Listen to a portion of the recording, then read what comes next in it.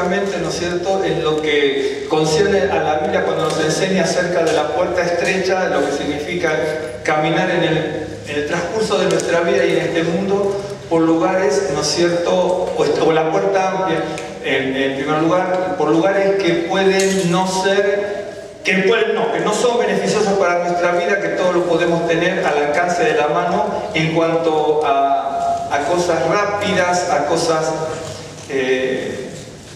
externas que pueden traernos algún tipo de placer o satisfacción, pero que en definitiva no ayudan para nada en lo que es el crecimiento, la madurez de todos y de cada uno, porque hay cosas que sí pueden resultar no beneficiosas, que pueden resultar halagüeñas para nuestra vida, que pueden resultarnos agradables, que pueden reportarnos, ¿no es cierto?, placeres o satisfacciones, muchas cosas, ¿no es cierto?, y muchas cosas que tal vez no sean malas en sí, pero que en definitiva no ayudan en nada al crecimiento y a la madurez. De repente, no sé, mirar 7 horas de televisión por día, ¿no es cierto?, por ahí no le va a traer ninguna cosa mala en cuanto al hecho en sí, pero le priva el tiempo para otras cosas que van a ser más propicias para el crecimiento de la madurez, para uno y para con los demás, porque en definitiva, a veces uno habla de la prosperidad, ¿no es cierto?, y la prosperidad no es mala, pero por ejemplo, si yo quiero la prosperidad, ¿no es cierto?, para enriquecerme, atesorar y beneficiarme con todo ello, es una cosa, uno dice, bueno, que a veces no lo oramos así, pero si uno dice, bueno, yo quiero, Señor, prosperidad, pero prosperidad para ayudar a los demás. Yo creo que a nadie se nos ocurre orar así, ¿no? Señor, dame prosperidad, o casi nadie, dame prosperidad para ayudar a los demás, ¿no es cierto? Probablemente el Señor abra las puertas de bendición con más rapidez, ¿no es cierto?, que si oramos por prosperidad por alguna otro motivo, ¿no es cierto? Pero si oramos a lo mejor para que el Señor nos abra las puertas de bendición y podamos ayudar a los demás, a lo mejor, ¿no es cierto?, se nos llena, como dice la cesta, las manos de la abundancia del Señor, ¿no? Y corren esos ríos de abundancia. Por eso uno sabe que tenemos puertas amplias y puertas estrechas. A veces la puerta amplia incluso puede ser la facilidad con que tenemos para orar, para buscar cosas, y la puerta estrecha sería, por ejemplo, Señor, si me vas a dar algo que sea para mí, pero para que sea para bendecir a un hermano, una hermana o a un necesitado en cualquier lado si me golpea la puerta de la casa, ¿no? Eso sería un poco más en cuanto a entrar, por ejemplo, por la puerta estrecha, ¿no?, donde uno ya ora en función, ¿no es cierto?, de ser una persona generosa. Y bueno, entonces habíamos hablado de eso, pero teniendo como relación, ¿no es cierto?, en qué senda somos guiados.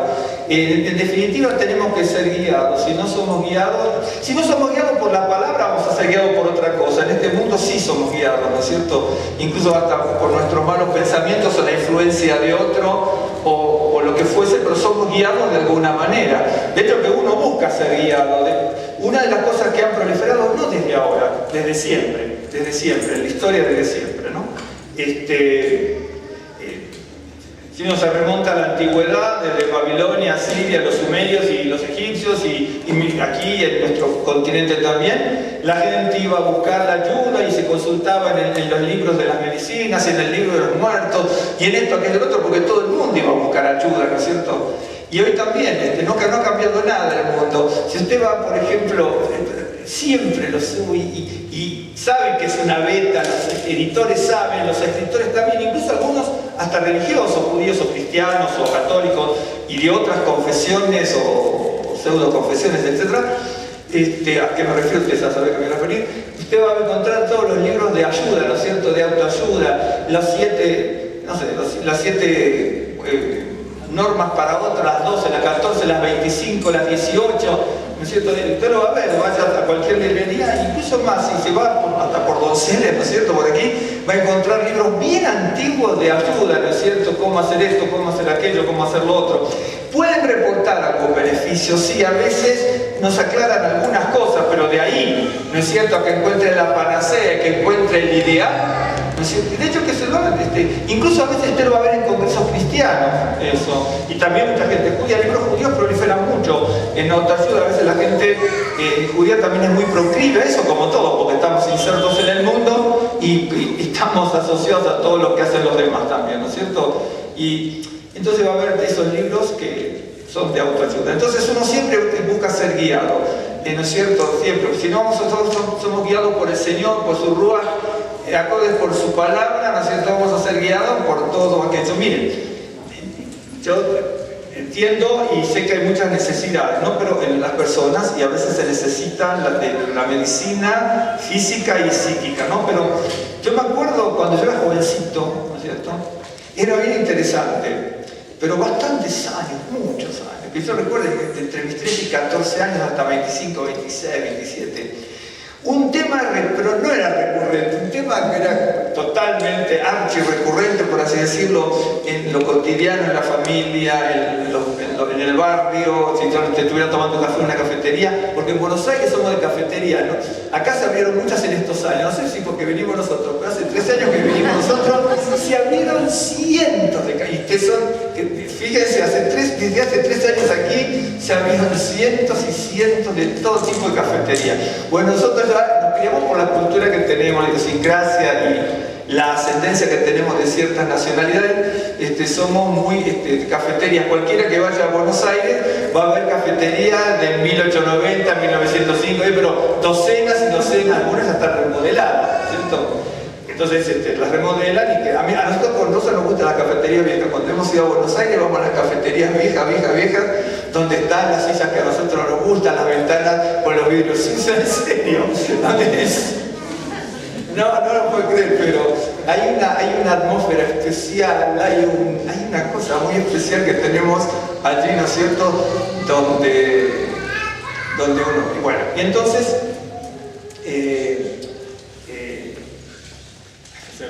pero uno de alguna manera, fue lo que decía, se busca la ayuda, la guía, la dirección, ¿no es cierto? Y aquí, bueno, se abrieron muchas cafeterías, en Argentina también, ahora no sé por qué venía, pero estaba bonito.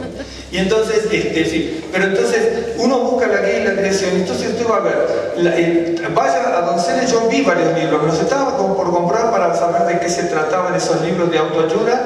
Y lo que le decía de Buenos Aires, en aquel entonces, no digo ahora, pues no me acuerdo, unos 15 años, más o menos, 12, 13 a 25, 26, eran en los trabajos y en todos lados, te fuiste a psicoanalizar, qué te dijo qué te dijo el otro, y había muchos profesionistas y otros pseudo profesionistas, y entonces le decían, tú tienes que hacer esto, tú tienes que hacer el otro, tienes que liberarte, tienes que hacerlo de más allá, que esto, que aquello, no te importa lo que te digan, haz lo que te viene en gana. Yo lo escuchaba por mis compañeros de trabajo, ¿me entiendes? Y en las cafeterías usted iba, yo se encontraba con amigos y amigas, sí, vengo, ¿y qué te dijo? Y bueno, tenía un amigo que también en medio de chiste dice, ¿sabes lo que me dijo? Me dijeron, dice, mira, tú eres feo pero eres único, así que confórmate con ser único. Claro, es decir, hasta ese tipo de chiste, ¿no? Sí, es cierto, no es cuento, ¿eh? Esa era tú eres feo, pero fue porque dice que se sentía feo. ¿Me entienden? Pero es cierto, te podía contar, ¿no es cierto? Teníamos una amiga que estudiaba también, claro, teníamos 18, 19, 20 años en esa época. Nos reuníamos siempre con la música, en ese sentido. Nos cuestionaba todo, ¿por qué no movíamos así? ¿Por qué así? ¿Por qué tomaste el café? ¿Pero por qué esto? ¿Por qué mirar? Miré porque se me ocurrió mirar, qué sé yo. Nos volvía loco, ¿no? ¿Me entiendes? Y no digo que todo sea así, se necesita, los profesionistas y todo, pero, ¿me entiendes? ¿A qué voy? Que uno busca, ¿no es cierto? Salir de una situación, no sé, y lo veíamos con los jóvenes, ¿no? Sobre todo cuando uno era joven y se enamoraba, de grande se me enamoraba también, pero veíamos cómo de repente a algunos no le salía la cosa y ya se iba, y por qué me pasó esto, y bueno, tú tienes que actuar así, tienes que ser considerado, que esto, que hecho, y no todo el mundo nos puede querer, o no nos van a querer la persona que nosotros queremos, y entonces hasta esas cosas se iban a preguntar, ¿no? En serio, créame, no digo que esté mal buscar ayuda, porque sí es bueno un consejo de un padre, de una madre, de un profesionista, de un hermano, de un amigo, ¿me entiendes? Pero uno busca la guía y la dirección. Y a veces los creyentes, ¿no es cierto? En vez de buscar de la palabra de Dios, buscamos algo que nos resulte más satisfactorio, porque a veces la palabra de Dios es un poco más cruda, ¿no? A veces alguien nos va a decir algo más más halagüeño para nuestras vidas, ¿no es cierto? Y ya lo vas a conseguir esto, aquello y lo otro, ¿no? Y de repente pasan los días, las semanas, los meses y los años, y uno lo consigue. Yo no conseguí un montón de cosas en mi vida, y no por ¿me entiende? Claro, y a muchos le va a pasar, y no se consigue todo, ni se puede esperar todo, lo que se espera no se consigue, etcétera, etcétera, etcétera. Sueños y cosas que uno tiene, ¿me entiende? Pero cuando a veces la persona no tiene, ¿no es cierto?, esa madurez o no crece conforme a cómo debe crecer, empieza a buscar ayuda. Y, por ejemplo, yo le digo, mire, te digo porque yo también lo hice, pero a otro nivel, lo hice a otro nivel. Yo iba, eran todos de distintas confesiones religiosas, y entonces fui con un amigo y bueno, fuimos. A mí no me perjudicó para nada, lo reconozco, yo tuve eso, de que me aislaba bastante, ¿no? Y entonces era ¿cómo se llamaba? Como el título completo era como instrucción espiritual, y eran personas de distintas confesiones religiosas, de católicos, cristianos, judíos, donde había panel, eran una vez por semana, a veces dos, y éramos 50, 80, 100, 200 según lo que sea. Y entonces exponía temas y uno escuchaba, ¿no es cierto? Y a veces y ahí nos explicaban cómo se debía hacer, cómo se debía actuar, que de repente alguien planteaba un tema de semana para otra, por ejemplo, ¿por qué soy tan irascible y por qué reacciono mal y por qué no me puedo controlar? Entonces a la siguiente semana exponía distintas confesiones religiosas, ¿no? Me refiero, yo también lo hice, a mí no me hizo meta, ni tampoco me perjudicó en ese sentido, porque yo no veía que perjudicaba con eso, pero le digo porque también lo hice. Yo también lo hice en ese sentido, pero con otra visión de las cosas, porque sí era interesante lo que decían, ¿no es cierto? Y no se metían en ciertas áreas que podían ser más complicadas.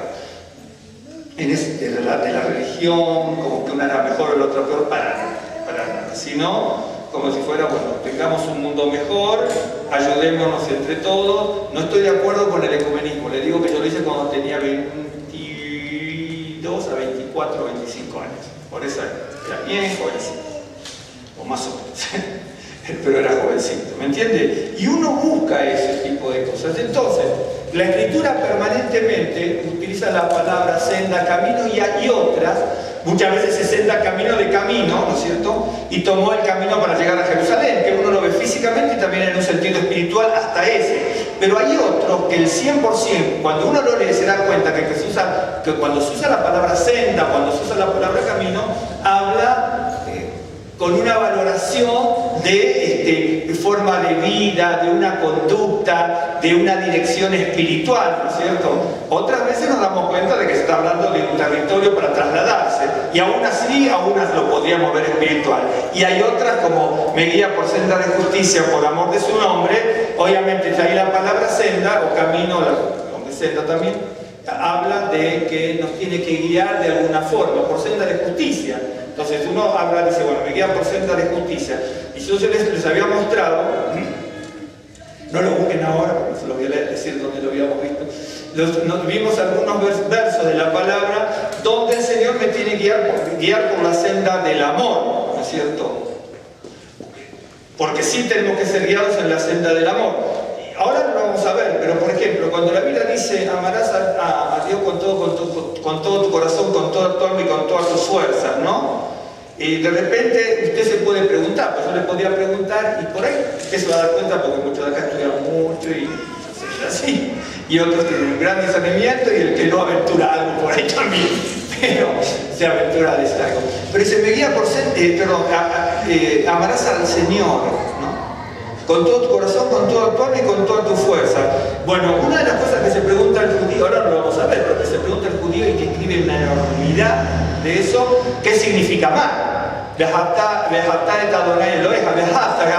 Amará, ¿qué significa amar? Ese concepto de amar, muchos lo han cambiado en algunas Biblias y le ponen en otros pasajes considerarás a tu prójimo, ¿no es cierto? Y a eso pudiese perder, ¿no? Ese tipo de cambio pudiese perder fuerza y poder, ¿no ¿no es cierto?, para aquello que el Señor nos quiere enseñar. Entonces dice, amarás al Señor con todo tu corazón, con todo tu corazón, con toda tu alma y con toda tu fuerza. Bueno, con toda mi fuerza. ¿Qué significa? Algunos se preguntan. Lo mismo cuando dice, tendrás un corazón contrito. ¿Qué es? Un corazón contrito, lo tengo que amar así, ¿no? Claro, amarás con toda tu fuerza. ¿Qué con toda tu fuerza? A los golpes, ¿me entiendes? Entonces, si uno en la Escritura nos tiene que guiar y nos tiene que enseñar, por eso tiene un corazón contrito. Entonces parece que la persona tiene el corazón contrito, ¿no? Parece que la persona tiene que estar hasta aún físicamente en ese sentido. Y vuelvo, y amarás al Señor con todo tu corazón, con toda tu alma y con toda tu fuerza. Si yo no sé bien lo que es amar, ¿cómo lo voy a amar? No lo puedo amar ni con todo mi corazón, ni con toda mi alma, ni con toda mi fuerza, por lo que primero tengo que saber lo que es amor. Y eso lo pone de alguna manera tan bien interesante como en el Antiguo Testamento está también en Taná, cuando dice todos aquellos que aman al Señor, todas las cosas le ayudan a bien, ¿no es cierto? Bien. Entonces, los que aman al Señor es lo que aquella persona que lo quieren al Señor. Entonces, si yo lo quiero al Señor y lo amo, pongamos que reemplazamos las dos palabras para que nos entendamos, todas las cosas me ayudan a bien.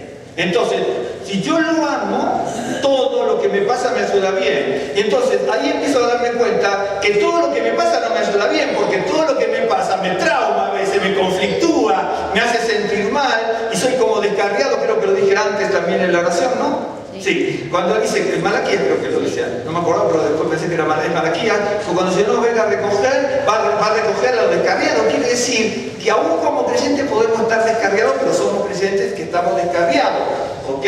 Y entonces, dice a todos los que, todas las cosas, a los que aman al Señor, todas las cosas les ayudan a bien. Entonces, si yo lo amo, Señor, te amo, te quiero, y te alabo y te glorifico con palabras, es como en el amor, ¿no es cierto? A veces no hay dinero tampoco para hacer las cosas, pero bien, de repente, que yo, ay, cómo te amo, y a la esposa, al hijo, ni una flor, ni un caramelo, ni un bombón, entonces, bueno, qué sé yo, ni un taco, ¿no? Por lo menos. Claro, a veces mucho te amo, pero también lo tangible, ¿no?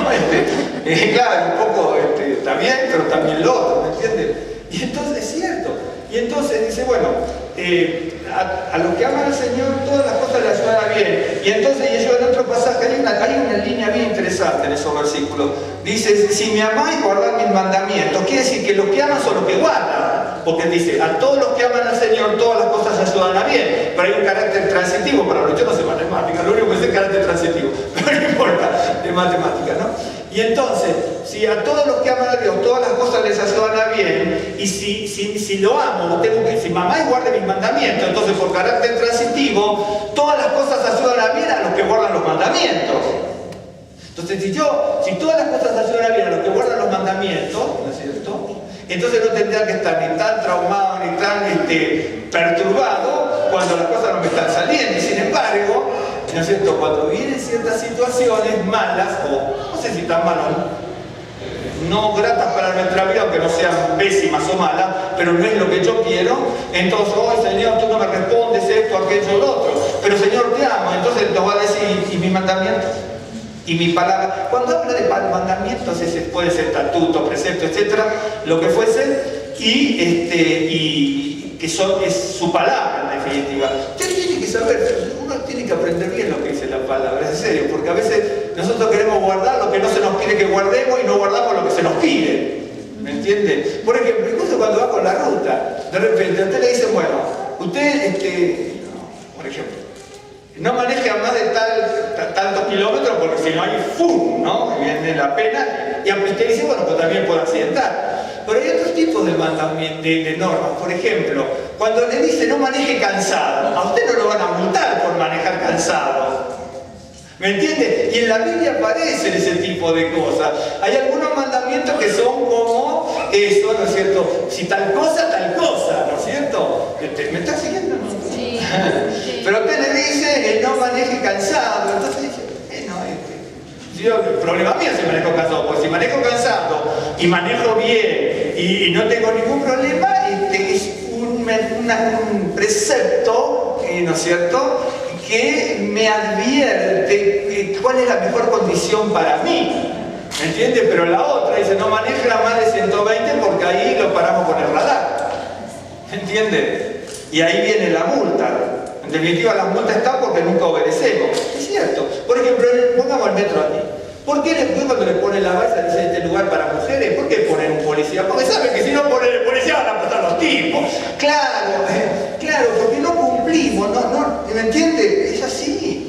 Porque en realidad ese es un servicio de más, eso tendría que estar para cuidar que no nos roben la cartera cuando entramos al metro, un ejemplo, ¿sí? Pero el policía que pone en las vallas esas, en los metros, y son son 175, 190 estaciones, en la mayoría, en otras lo ponen por el sistema del metro, y ahora en algunas no sé qué metro ponen atrás por la disposición, pero supongamos que son 300 policías que tienen 400 afectados para que no pasen los varones al área de las mujeres en eso, ¿cierto? ¿Por qué se pone? Y porque nosotros no obedecemos, no cumplimos. A veces no obedecemos ciertas cosas porque ni siquiera las sabíamos, pero aún sabiendo no las cumplimos. Le puedo asegurar que si no pone el policía ahí se filtra cualquiera, así sean hombres o jóvenes, hablando de sexo masculino, ¿me entiendes? Ese es el problema. Entonces, uno busca, volviendo al anterior, uno busca la guía, la dirección, y te recuerdo cuando, acá no sé si era así, pero en mi país era así, que era jovencito y el tema, la cafetería, los amigos, en las familias, ¿no? Venían las tías, sí, fui a ver a aquel, el otro, nosotros éramos judíos también íbamos. Sí, porque necesito la ayuda, ¿no? Que mi hijo, que el otro, qué sé yo, y cualquier cosa, ¿no es cierto? Por lo cual muchas veces está bien, pedir una ayuda en ese sentido. Uno busca la guía y la dirección, y en la Biblia permanentemente nos encamina, habla de muchísimos pasajes que son bien interesantes, ¿no? Y entonces en un momento habla de guiarnos en la senda del amor, que se había perdido en definitiva, guiarnos en la senda de la obediencia, ¿sí? Que es otra senda que también se había perdido, porque en definitiva se pierde. Mire cómo se perdiera la senda de la obediencia, que Israel perdió 70 años la tierra y después la perdió en 1900. Y bien si perderemos, por eso Yeshua dice, cuando venga le hará fe el Hijo del Hombre, porque sí, somos muy proclives, ¿no es cierto?, primero a no cumplir, y en definitiva cumplimos cuando la cosa es inminente. Yo me acuerdo cuando íbamos al sur de Chile, con la Chile nos gustamos, un país muy bonito, como todos, y en definitiva fuimos mucho a Chile, íbamos al sur de Chile, estaban por ahí, Valparaíso no era, Barrio del Sur, como Talcahuano tampoco, en el último estaban los pelícanos gigantes que hacía frío esos días. Bueno, algunos de las últimas. Temuco tampoco era, ¿no? Talcahuano.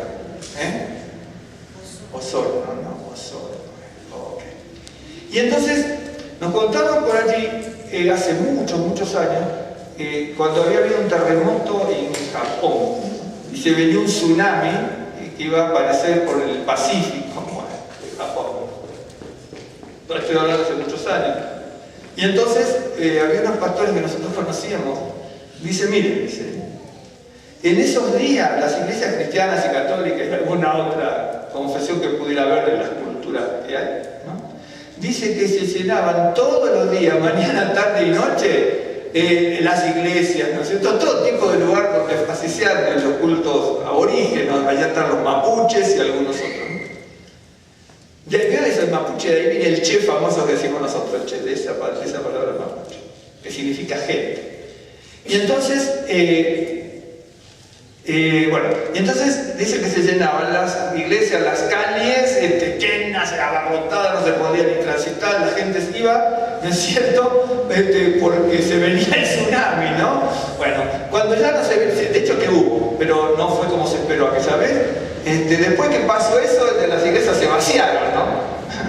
Es decir, eso pasa siempre, y en el judaísmo pasa lo mismo. Usted va a ver en Jeremías cuando dice, ¿no es cierto?, que la gente iba, en los momentos de catástrofe, la gente iba a decir, Señor, Adonai, templo de Adonai es templo de Adonai es y Jeremías se para a la puerta del templo y dice, no vengan aquí a gritar templo de Dios vayan, cambien su vida y después vengan acá a alabar a Dios, ¿no?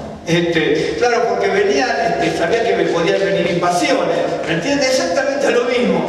Y templo de Adonai, no importa cómo acuesto y clamo, pero antes no iban, ahora voy, si no pasa nada, ¿no es cierto? Después me retraigo, me vuelvo de la adoración y lo que fuese, de la alabanza a Dios o de la obediencia a Dios.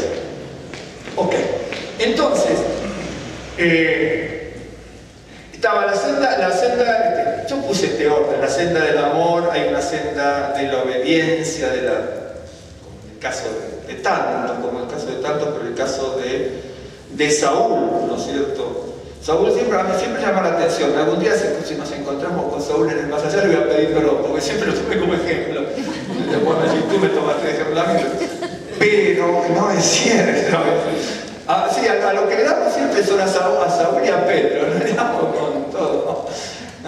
¿No? Claro, y ahí donde, si nos sirve para crecimiento es una cosa, ¿no? Si nos sirve para ver la viga, la pajita en el ojo del otro, cambiaría la situación.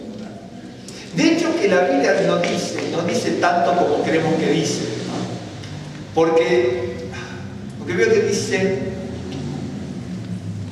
quita primero tu viga, ¿no? Pero entonces tenemos la posibilidad de que se nos sea quitada la viga, porque en definitiva, sí se nos puede quitar la viga y podemos ver muchas cosas que no nos gustan a nuestro alrededor y ser de bendición a los demás cuando nosotros nos damos cuenta de que se nos quita la viga. ¿No es cierto? Claro, porque dice, usted no hay que ver la pajita en el ojo ajeno, probablemente las prédicas son así. Sí, si se nos quita la viga, sí. Porque si se nos quita la viga, podemos ser de ayuda al que tiene la pajita en el ojo, ¿no es cierto? Si por ejemplo yo tengo una conducta que es desagradable a Dios, y entonces en lo que fuese, y entonces cuando se me quita eso puedo ser de ayuda. Usted vio, por ejemplo, vamos a poner un caso. No es tan así, pero en parte es así lo que le voy a decir.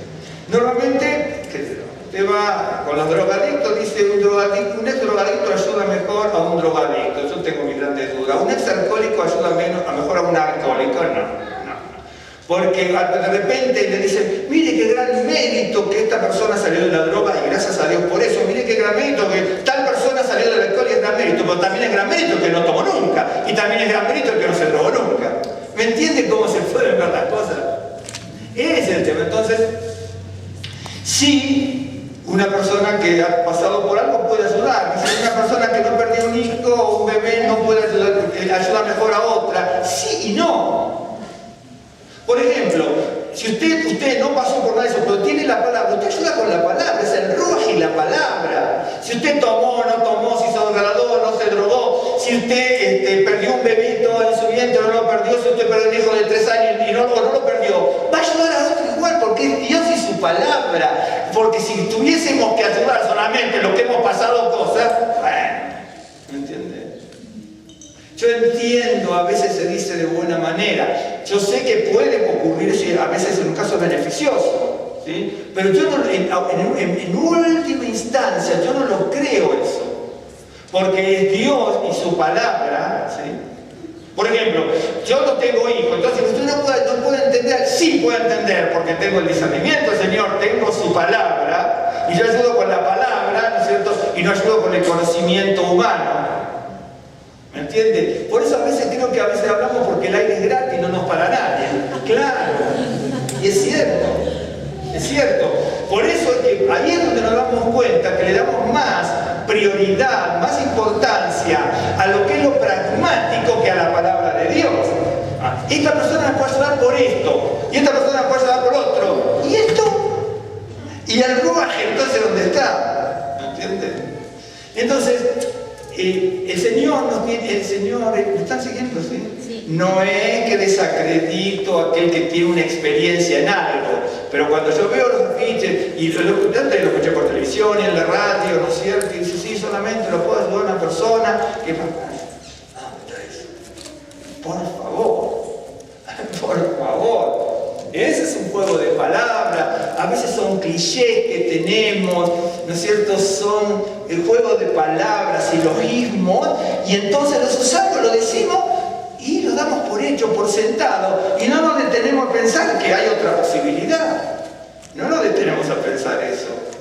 ¿Me entiende? Dice, la Torá es la que transforma la vida. La Torá es la que transforma la vida, pero entonces no es usted para conmigo, ni yo para con usted.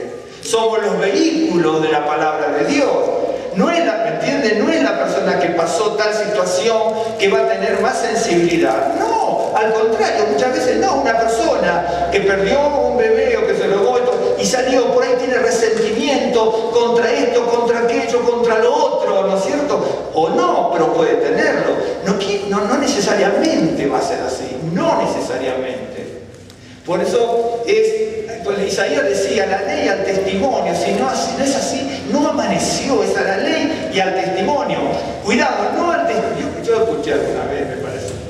Dice, la gente dice al testimonio de las personas, ahí no dice el testimonio de la persona. A la ley, al testimonio es el testimonio de Dios en su palabra, y al testimonio, la palabra testimonio es una de las formas de ver la palabra, ¿no es cierto? Hay varias palabras en hebreo que son palabras, pero son todas distintas y hablan de su palabra, de su testimonio, de su juicio, de su estatuto, de su precepto, de su mandato.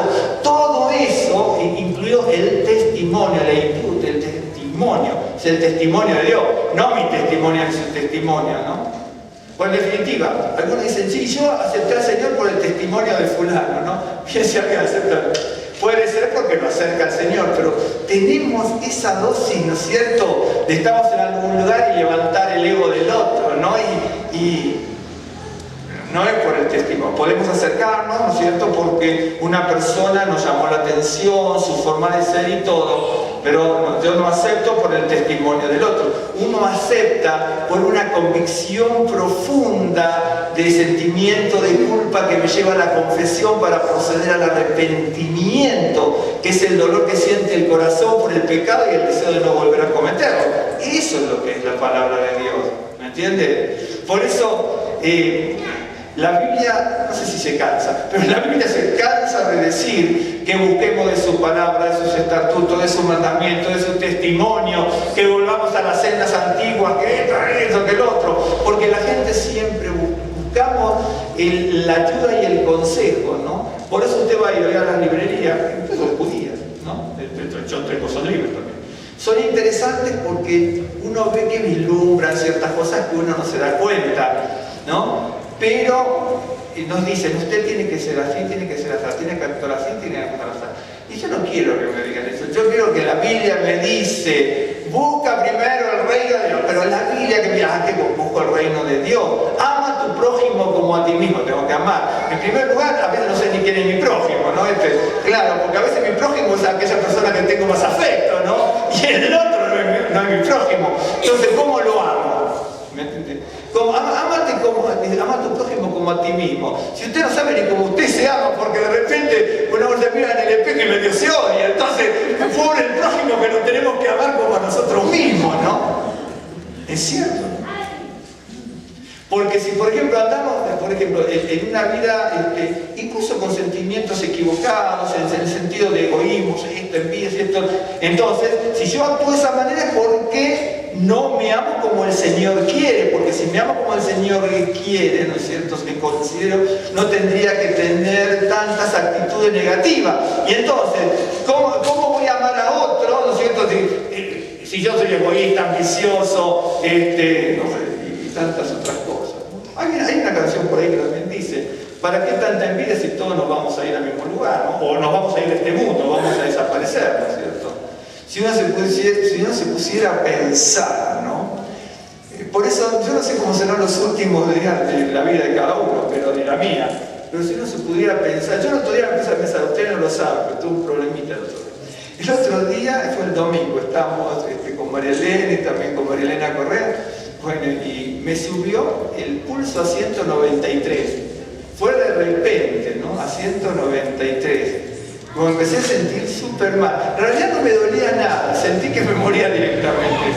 Entonces, claro, sí, no me dolía nada, porque no me dolía nada. La presión estaba bien, yo llamé al médico, tomé la pastilla y me pasó.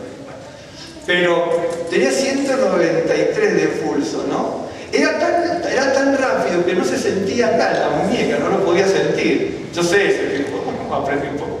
No lo podía sentir en ninguna de las dos, ¿no?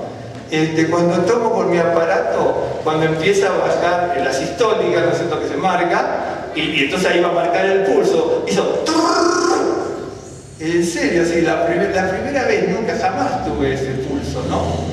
Y entonces yo después le platicaba a Rosa, digo, no te imaginas todo cómo se siente uno. En eso mientras tenía, fue una hora, con una pastilla y con la dosis mínima me bajó a 74 en menos de una hora. ¿Se acuerdan que el día estábamos con María Elena? Era ahí estamos. Bueno, y entonces, en ese momento me pasó toda la vida por la mente, en serio. Por eso digo, uno no sabe, si uno no sabe lo que va a pasar en el último segundo, pero si uno vislumbra cuando le pasan estas cosas, porque sí, me pasaron 100 millones de cosas en una hora, creo, ojalá me acuerde de todo en tan poco tiempo, todo lo que uno necesita saber para bien, ¿no? Pero en ese momento pensaba, en un momento determinado, venían flashes, ¿no? Y que uno también tiene preocupaciones que no tienen que ser preocupaciones, ¿no? Que uno a veces tiene ciertas actitudes, ¿no es cierto?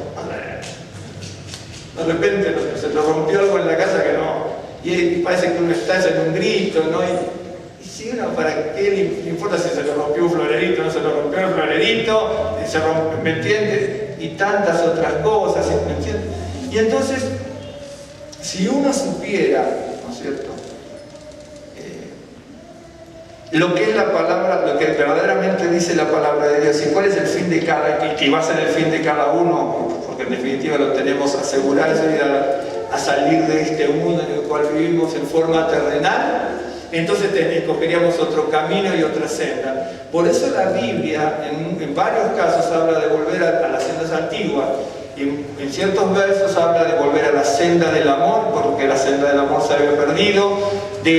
Por eso Samuel le dice a nuestro amigo Saúl, le dice, ¿por qué tú desobedeciste a Dios de tal manera? Dice, ¿para qué quiere Dios los sacrificios que tú le haces? No es cierto, que tienes preparados los sacrificios para hacerle, porque esa era la idea, si tú no obedeciste su palabra, y ahora vienes a ofrecer un sacrificio como gratitud por haber hecho algo que no hiciste, ¿no? Es decir, si usted lee el pasaje, es tremendo, pero así somos nosotros.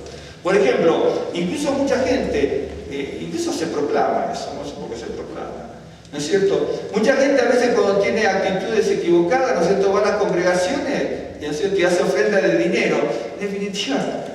Obvio cuando le dicen, usted haga una ofrenda por tal cosa, por cierto, para que Dios tal cosa, si en definitiva el Señor ya pagó todo eso. La ofrenda es una acción de gratitud, no es cierto, pero no es un pago, porque yo no le tengo que hacer un pago al Señor, no le tengo que hacer un pago. Uno vive por la gracia y la misericordia, si no ya tendríamos que estar consumidos.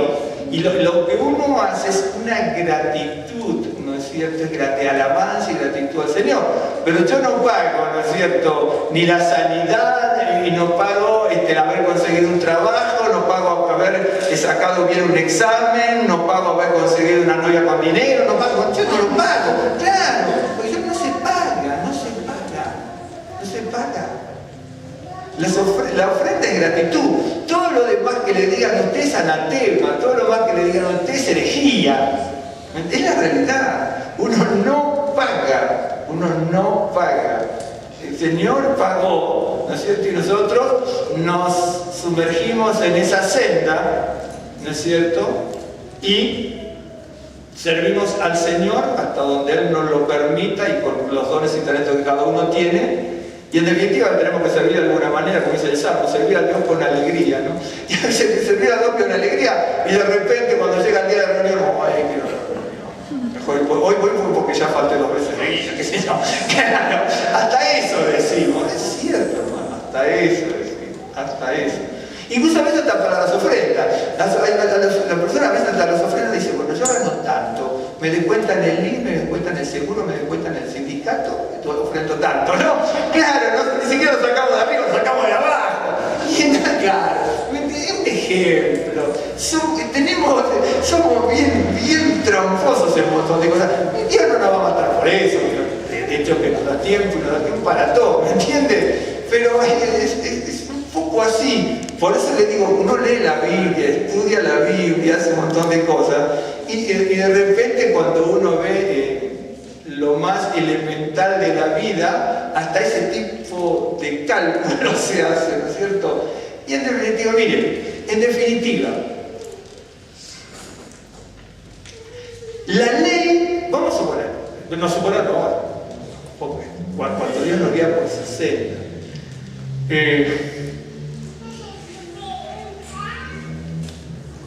hay versos que yo los veo tan mal interpretados en los libros, en muchas prédicas, ¿no? Porque es más fácil, no es que lo interprete, porque es más fácil interpretarlo de ciertas maneras. Por ejemplo,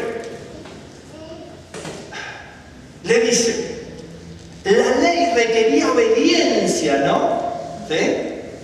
Si la ley requiere obediencia, bien, la gracia requiere obediencia, ¿me entiende? En la ley se requería el diezmo, ¿sí? Se requiere el diezmo. Pero la gracia requiere el 90. Y usted iba con el diezmo. ¿Me está siguiendo o no, hermano? Sí. Cuando uno entiende lo que es la ley y la gracia, es muy complicado porque la gente va siempre, me siguió, ¿no? La ley requiere obediencia y la gracia también la requiere. La ley le quería el 10%, pero entonces si somos salvos por la gracia, ¿no es cierto?, en definitiva, bueno, entonces ofrendemos el 90 y vivamos con el 10 y creemos en esa gracia. Entonces todos aquellos que dicen, ¿por qué la gracia, la gracia, la gracia? Perfecto, y si eso, entonces ofrenden el 90 y viva con el 10. ¿Por qué no lo hace? Porque no lo cree. Y es así, pero no lo cree. Es cierto. ¿Me entiende? Por eso cuando el Señor nos guía por senda de justicia, hay gente que lo da todo. Hay gente que sí lo da todo. En su vida, en su sacrificio. Hay mucha gente que lo ha hecho eso. Yo no quiero nombrar ciertos personajes, ¿no? Porque puede no ser a lo mejor pertinente ahora, pero hay mucha gente que dio absolutamente todo, ¿no es cierto?, para las cosas de Dios. Que tanto gente judía como gente cristiana. Es así, tanto gente judía como gente cristiana dieron absolutamente todo, ¿no es cierto? Terminaron sus días así. Pero uno a veces no. Después piénselo eso de la ley y la gracia, a ver cómo surgen ciertas cuestiones que a veces se dicen muy fáciles, pero si uno las medita, no se están cumpliendo como corresponde. ¿Me entiendes? Y entonces, hay una senda, todas estas son formas de sendas como el Señor nos tiene que guiar, ¿no es cierto? Y en el Antiguo Testamento aparece 20.000 formas en las que el Señor nos dice y nos expresa de cómo nos guía. Miren, en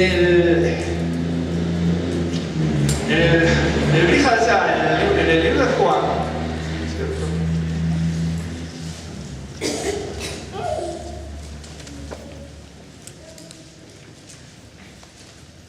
El capítulo 4. Este lo super este pasaje. Libro de Juan, capítulo 4. Yo me acuerdo cuando yo comencé en el judeo mesianismo, en realidad no antes, yo empecé en el judeo mesianismo, ahora en marzo, el 20 de marzo. 20 de marzo serían 31 o 32 años. 31 años. 32, bueno, pero por ahí, 31 o 32. Si bien yo venía estudiando el Brija ya desde los 23 años, solito, a veces con algún amigo que tenía, ocasional, ¿no? Y entonces, me acuerdo que había ido a un estudio, no importa qué denominación, tenía unos 26, 27 años, y entonces, por supuesto yo cuando voy a un lugar no hablo, digo esta boca es mía y otra cosa. Yo escuchaba, y dice, sí, porque bueno, los evangelios, tal cosa, el evangelio de Mateo es el evangelio judío, el evangelio de Juan es el evangelio para los gentiles, y yo ya lo había leído, ¿no? Y entonces yo después le digo a mi amigo cuando salimos, le digo, yo no estoy tan de acuerdo, le digo, porque en primer lugar los 4 para mí son libros judíos. Y para mí el libro más judío de los judíos del Nuevo Testamento del Evangelio es el Evangelio de Juan, le digo, porque ahí hay un montón de cosas que un gentil no las va a entender ni remotamente, ni en el pasado, ni en el presente. cuando dice Yeshua la serpiente levantada en el desierto, ¿sí? ¿Qué gentil puede saber lo que es la teología de la serpiente levantada en el desierto? Ni hoy lo saben, lo van a saber en la antigüedad, claro. ¿Me entiende? Como Yeshua comparado con una serpiente. Si usted no sabe lo que es la cábala y la gematría, ¿no es cierto? Y los pasajes que hablan de eso, no se va a dar cuenta nunca por qué se dice eso, qué relación hay con eso. ¿Me entiende? Un ejemplo. Dice, bueno, Yeshua es el nuevo, Juan dice, Yeshua es el nuevo Moisés, Pero si los gentiles no sabían ni cuál era la trayectoria de Moisés, salvo alguno que tuviese una vinculación histórica, conociendo todo eso, Pero como un gentil, hoy, ya el tiempo avanzó, pero en aquel momento, que usted fuese, no sé, a Corinto y le decía, y va a un lugar que vi remotamente, y Yeshua es el nuevo Moisés, que como le dijeran, ¿qué le dice? Claro. Y así todo, ¿no es cierto? Y así todo, en él se cumple su palabra, en él se cumple la fiesta y las profecías. Si usted no sabe el meollo de las festividades judías, ¿cómo va a saber que Yeshua cumple el propósito que tiene la fiesta judía respecto del Mesías? ¿Qué gentil lo podía saber hace 2000 años?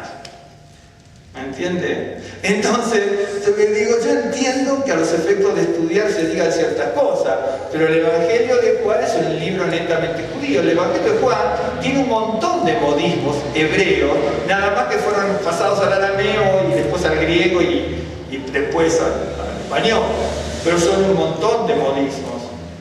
Un montón de modismos hebreos, en él se cumple la fiesta, en él se cumplen las profecías, es la serpiente levantada en el desierto, es el nuevo Moisés, etcétera, etcétera, etcétera. Todos conceptos que son para el erudito, para el conocedor judío. No es por desestimar a un gentil hoy, pero en el sentido bíblico es así. Y entonces el Evangelio, en este libro de Juan, el Evangelio, significa buena nueva en definitiva.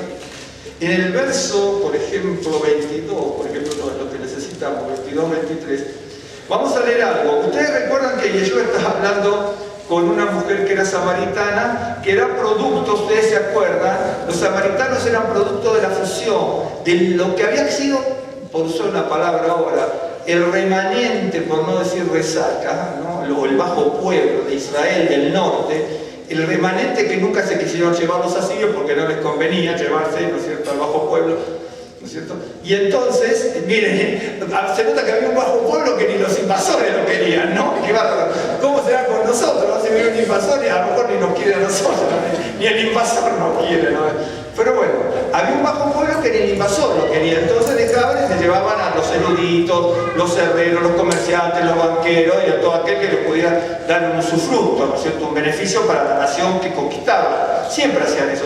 Y después traen 5 naciones, y con esas 5 naciones y lo que sería el remanente o resaca de Israel, se forman los samaritanos.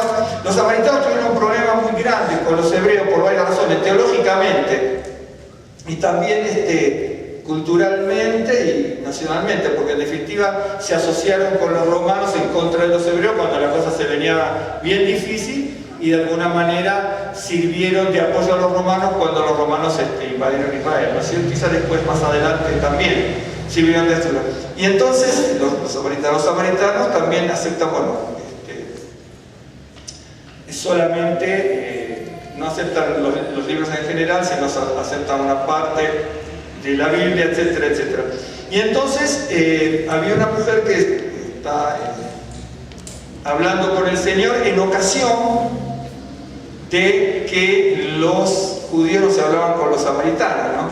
En definitiva, hay pasajes bíblicos y extrabíblicos donde habla que nunca se le puede negar a nadie, como el agua, etcétera, etcétera, etcétera, ¿no? Que se le llamaba el don de Dios. ¿Ves cuánto acá se habla del don de Dios, no? Mi abuela siempre nos hablaba del agua como el don de Dios. Ese es un concepto hebreo, ¿no? Un concepto netamente hebreo, y también lo usaba, ¿no? Al usar la Biblia. Y mi abuela siempre nos hablaba, siempre cuando tomaba agua decía, el don de Dios, ¿no? El don de Dios. Y entonces estaban las samaritanas y adoraban el monte Gerizim, que lo habían enarbolado para adorar a Dios a la manera de los samaritanos. Entonces dice en el 22, dice, vosotros adoráis lo que no sabéis, nosotros adoramos lo que sabemos, porque la salvación viene de los judíos. Mas la hora viene y ahora es cuando los verdaderos adoradores adorarán al Padre en espíritu y en verdad. Porque también el Padre, tales adoradores, buscan que le adoren. Bien, el Señor nos guía por la senda del amor, el Señor nos guía por la senda de justicia, el Señor también nos guía por la senda de la obediencia. ¿Se acuerdan la senda del amor cuando habíamos visto en Apocalipsis y en algún otro verso más que ahora no recuerdo? Cuando dice, ¿no es cierto?, que se había perdido el primer amor. Es decir, se está predicando en el Nuevo Testamento y se dice, si uno mira de afuera, es lo que yo veo claramente, como si el Señor dijera, si yo miro, dice el Señor, o si mira cualquiera desde afuera, parece que se cumple todo lo que Dios dice, pero Él dice, se está cumpliendo todo lo exterior, pero se olvida es el primer amor, esa devoción, esa piedad, eso que es lo devoto, ¿me entiende? Lo piadoso, lo devoto, la consagración. Porque en definitiva, usted puede asistir a una reunión y no ser consagrado, dar ofrenda y no ser consagrado, orar y no ser consagrado.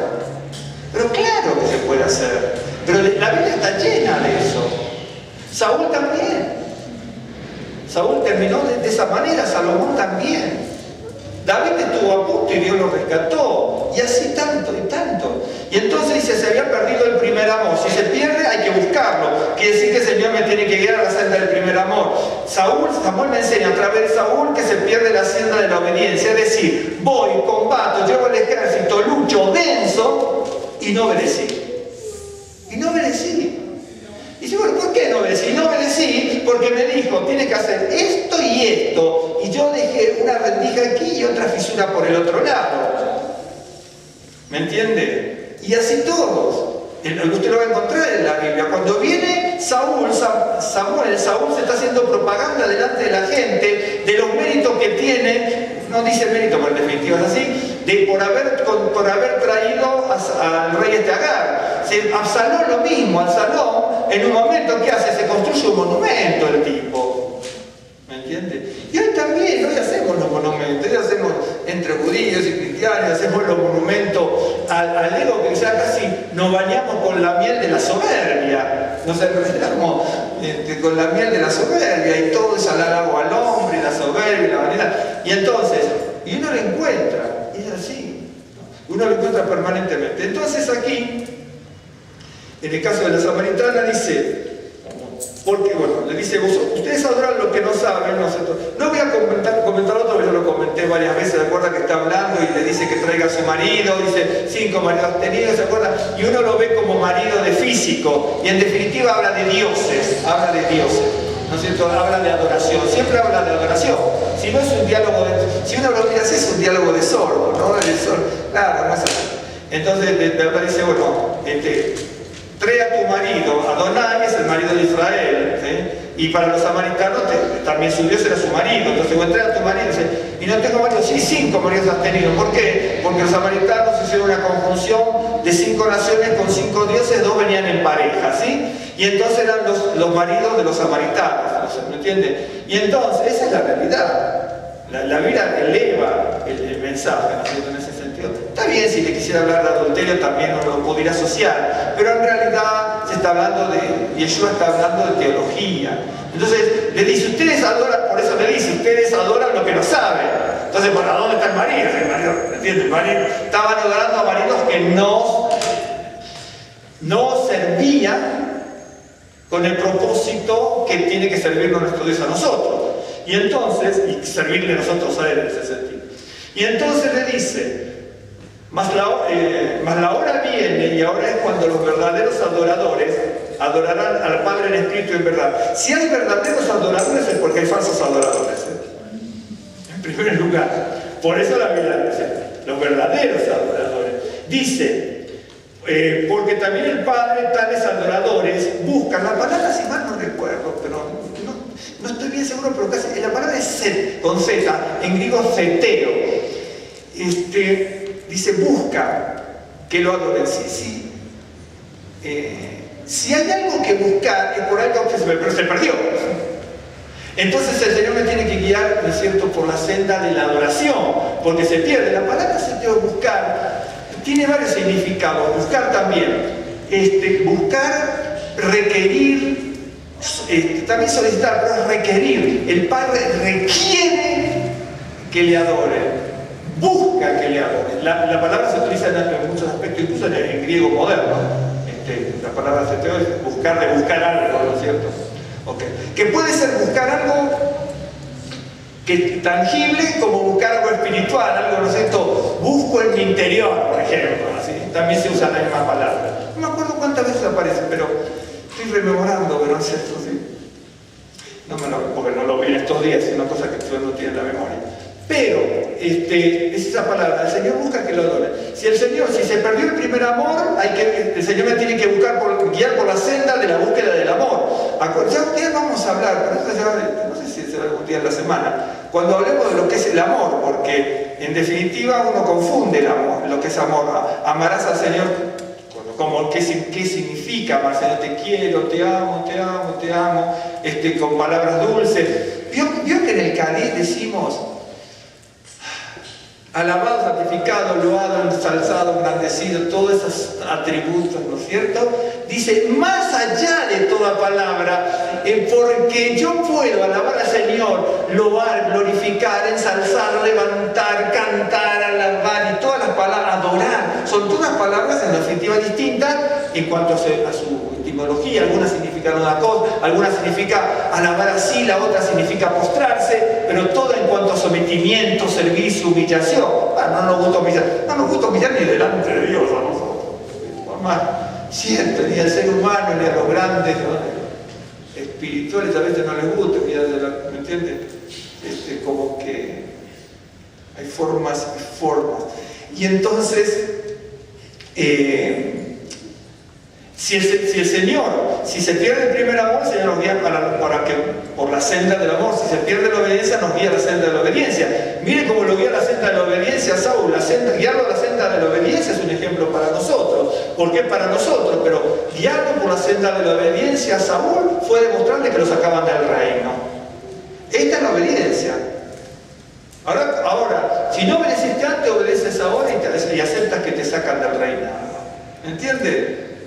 Entonces ahora dice, el Señor dice que busca a los verdaderos adoradores, le adoran en espíritu y en verdad. Bueno, entonces, yo me pregunté siempre, si hay adoradores en espíritu y en verdad, y verdadero, porque dice verdadero, genuinos, reales, quiere decir que usted y yo podemos estar cantando, alabando al Señor, ofrendando, congregándonos, buscando, estudiando, y alguno es verdadero y el otro no. Aquí puede ser aquí, en México, en el mundo, en las distintas denominaciones, en el judaísmo, en el cristianismo y en todos lados. ¿Dios se acuerda cuando dice, estaba Elías y Micaías y estaban los falsos profetas, estaba Jeremías y estaba el falso profeta, estaba Isaías y estaba siempre había uno que era el contrario, pero todos aparentaban ser lo mismo. Todos aparentaban ser lo mismo. ¿Me entiendes? Los paganos se embriagaban, se sacaban los brazos y se ponían enajenados de alguna manera para recibir el potencial de los espíritus. Y Isaías le dice a los hebreos, dice, no embriaguéis con vino, embriáguense de la palabra de Dios. ¿Por qué? Porque se estaba siguiendo lo mismo, dentro del pueblo hebreo se seguía lo mismo que hacían los paganos. Lo mismo, exactamente lo mismo. Por eso Isaías se lo dice. Porque la gente pagana tenía ciertas actitudes y entonces veía que, hablaban con sus dioses, pero para eso tenían que liberarse en su interior, drogándose o tomando, de alguna manera el alcohol significa una especie de droga que hace que pierda cierta sensibilidad en mi alrededor, ¿no es cierto? Por eso veo un borracho, con todo respeto, pero una persona ebria, ¿no es cierto? Pero es interesante, porque a una persona pobre le decimos borracho, a una persona que tiene mucho dinero le decimos bebedor social, ¿no? Sí, hasta eso, mentimos que da miedo, ¿no? Sí, mentimos que da miedo, mentimos mucho. Somos otros. El ser humano es muy particular en eso. Entonces, volviendo a esto, dice, adorarán en espíritu en verdad. Está el verdadero y el falso, y uno tiene que detectarlo. Por eso a una congregación le decía yo al lado que tú detectas a los apóstoles que te han enviado, que apóstoles es enviado al predicador, incluso al predicador, que es predicador falso, y tú lo detectas, pero temo que tú has perdido tu primer amor. Hasta detectas eso, pero pierdes el primer amor. Tienes discernimiento, pero pierdes el primer amor. Y entonces acá dice, el Señor busca que lo adoren eso, pero busca. Si el Señor busca, si hay verdaderos adoradores es porque hay falsos. Quiere decir que hay alguien que se perdió. Entonces el Señor dice busca o requiere. La palabra puede traducirse de las dos maneras, pero de las dos maneras implica eso, ¿no es cierto? Si el Señor requiere algo, por ejemplo, si usted está haciendo algo, está en un lugar, y alguien le requiere algo, es porque usted no lo está haciendo hasta ahora. ¿Me entiende? Entonces le requiere para que a partir de ese momento usted cumpla con tal servicio, tal trabajo. Y por eso que la palabra también significa buscar, se busca algo que se perdió físico como una moneda, o si se perdió un sentimiento, también se utiliza para eso, que se perdió el sentimiento, ¿no es cierto? Entonces, por eso dice, me guía por sendas de justicia, por amor de su nombre. Si se perdió el primer amor, el Señor busca o nos guía por la senda del amor. Si actuamos como Saúl, que con un pie adentro y un pie afuera, cuando son un pie adentro y un pie afuera, los dos pies están afuera, pero en definitiva es así. Pero se busca la senda de la obediencia cuando desobedecemos. Si no somos verdaderos adoradores, el Señor va a buscar que seamos verdaderos adoradores, que adoremos en espíritu y en verdad. Esa es la realidad. Entonces, después le voy a mostrar algo, pero sí, sigamos. Pero cuando se dice que buscan que se adoren en espíritu y en verdad, ¿no?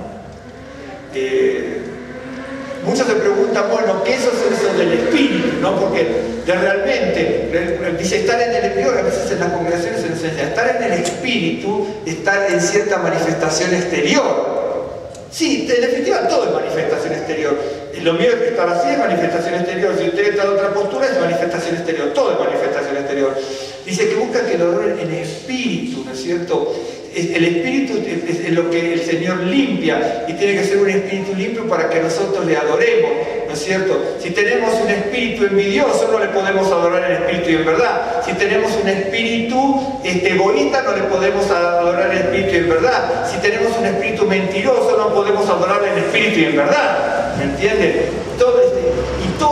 Cuando uno lee la Biblia tiene que verlo, porque de repente dice, mire, el Señor busca que lo adoren en espíritu y en verdad, y ahí dice, espíritu, ¡fu! Pero no es cierto, manifestaciones exteriores, no, porque yo puedo tener la mano levantada y ser envidioso, puedo estar postrado y ser mentiroso, puedo estar, ¿no es cierto?, con una posición de espíritu hacia los demás, en particular, ¿no es cierto?, y ser, no sé, lo más,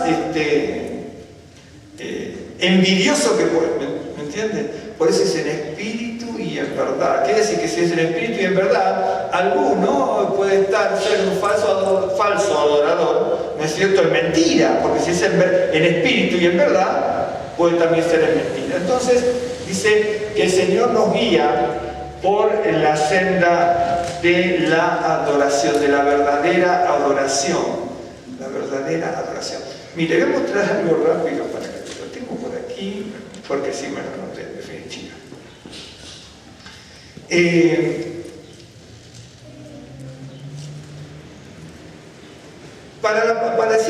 Para hablar en español de la palabra adorar, alabar, exaltar, ensalzar, glorificar, hay muchas, son distintas en su concepción de la palabra, que se traduce en la forma de vida, ¿no es cierto? Si usted dice adoro o alabo, es prácticamente lo mismo. Si uno analiza la palabra, tiene su diferencia, ¿no es cierto?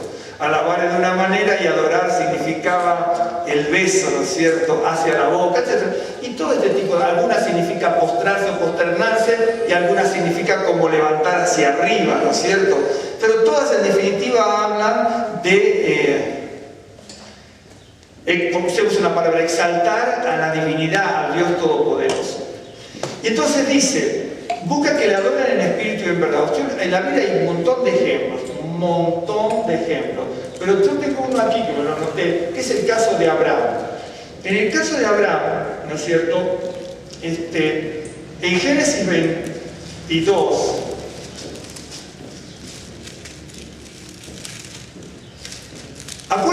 que al adorar a Dios no es una posibilidad, es un mandato, es un mandamiento. Y aunque no se dice muchas veces en los pasajes, ¿no es cierto?, habla de este tipo como mandato, en definitiva es así. En Génesis 22:5, creo que sí. Voy a leerlo desde el principio, el tiempo antiguo, ¿sí? Dice: aconteció después de estas cosas que probó Dios a Abraham. Y le dijo a Abraham, ¿no? Le dijo a Abraham, y ahora viene el mensaje. Yo sé que muchas veces he escuchado, bueno, que Dios no prueba, que Dios no prueba, que Dios no prueba, con situaciones que a uno nos comprometa, ¿no es cierto?, aún en nuestras fuerzas, y Dios lo hace, Dios puede hacer. Mire, lo probó a nuestro amigo Job, ¿no? Lo probó a Job de la manera que lo probó en real. Yo entiendo y respeto, no sé si respeto, ¿no? A veces creo que no se merece el respeto, pero digamos la consideración. Yo entiendo cuando a veces alguien dice, no, Dios no esto, Dios no aquello. Dios, hermano, puede hacer como Él quiere. Yo escucho mensajes, tengo libros a veces de eruditos que dicen, no, porque Dios es Dios, y entonces Dios, no sé, Dios siempre da y no quita. Yo digo, pero está bien, es muy para entusiasmar a la gente, ¿no? Pero Dios puede hacer lo que Él quiere. Si Dios quiere que a Job le quitó todo, y le dio el doble, pero le quitó todo, y a Abraham también, y a todos también. A uno le dice, se muere tu esposa, no llores, al otro dice, no te vas a casar, al otro cásate con otra prostituta. Y Dios da y hacelo, ¿me entiende? Y uno lo ve en su palabra. Por eso, a veces aún tenemos una conciencia tan particular que eso implica no humillarse, es decir, ¿no es cierto? No, porque Dios no hace tal cosa, es porque yo no me quiero humillar. Porque si yo me quiero humillar, yo tengo que asumir. Job dice, pues si Dios me dio, no voy a aceptar que Dios me quite. Si Dios me da la vida, también me la puede quitar. Y aunque Él me la quitara, voy a creer igual. ¿Me entienden? Y así también está en el nuevo pacto. Los muchachos, los compañeros de Daniel, le dijeron, ¿se acuerdan ustedes? Eso no lo hacemos, a veces no lo hacemos nosotros, porque nosotros tenemos a Dios como el mandadero de una casa de abarrote, con todo respeto por la casa de abarrote y con los mandaderos, pero los que lo entienden, pero dice, bueno, le dice, mira, no nos vamos a arrodillar delante tuyo, porque tenemos un Dios todopoderoso, y Dios nos va a salvar de esto, y si Dios no nos quiere salvar y morimos aquí, tampoco te vamos a adorar, si tenemos la muerte asegurada, ¿me entiendes? Si sabemos que vamos a morir, presumimos que Dios no nos va a salvar, tampoco te vamos a adorar, Ray le dice, ¿no? ¡Qué bárbaro!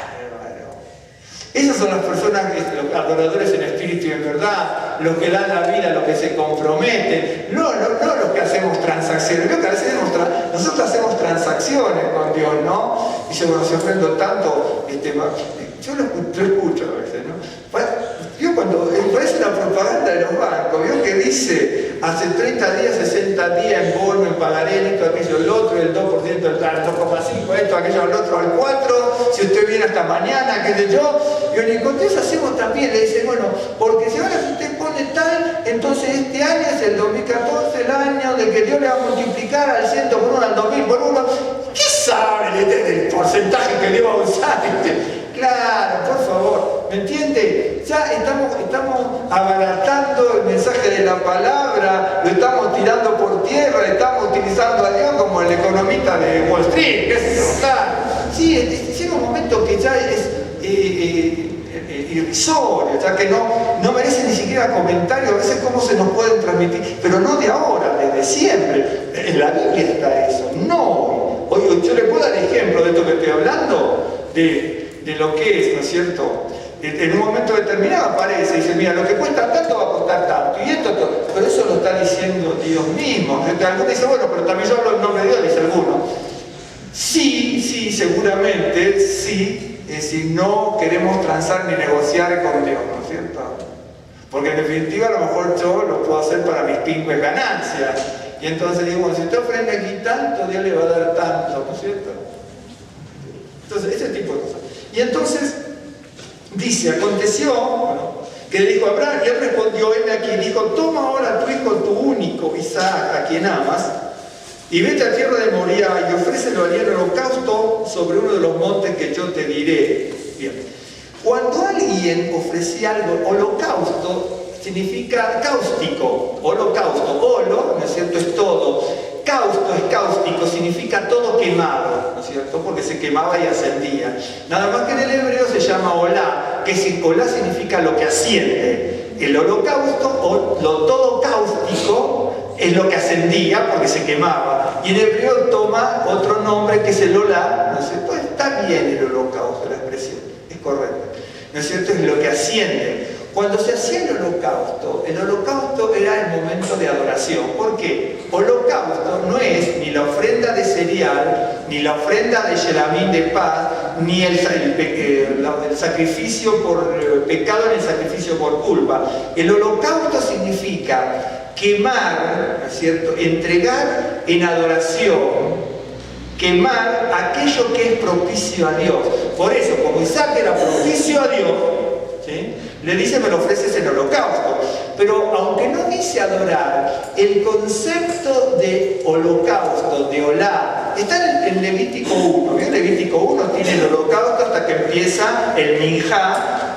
Ay, no, esa es la otra palabra. La ofrenda de cereal o la ofrenda de presente. En hebreo es minjá. Bueno, hasta que empieza ese capítulo 2, todo el primero es el holocausto. Si usted lee, es una maravilla, porque es una maravilla. Era una adoración, era una cosa maravillosa, porque es que estoy entregando a Dios algo que sube como olor grato, que yo le entrego lo propicio que Él me pidió. Por eso es adoración, ¿entiende? Aunque no aparece ni la palabra Shabbat, ni la palabra halal, ni la palabra Shahá, que son las que aparecen como palabras de adoración, etc. ¿Me entiende? ¿Ok? ¿Me está siguiendo? Por esa adoración. Entonces, dice así, ¿me está siguiendo? Y Abraham, por eso le digo, adorar no es una opción, es un mandamiento que aparece de muchas maneras. Porque dice, ¿dónde está adoración?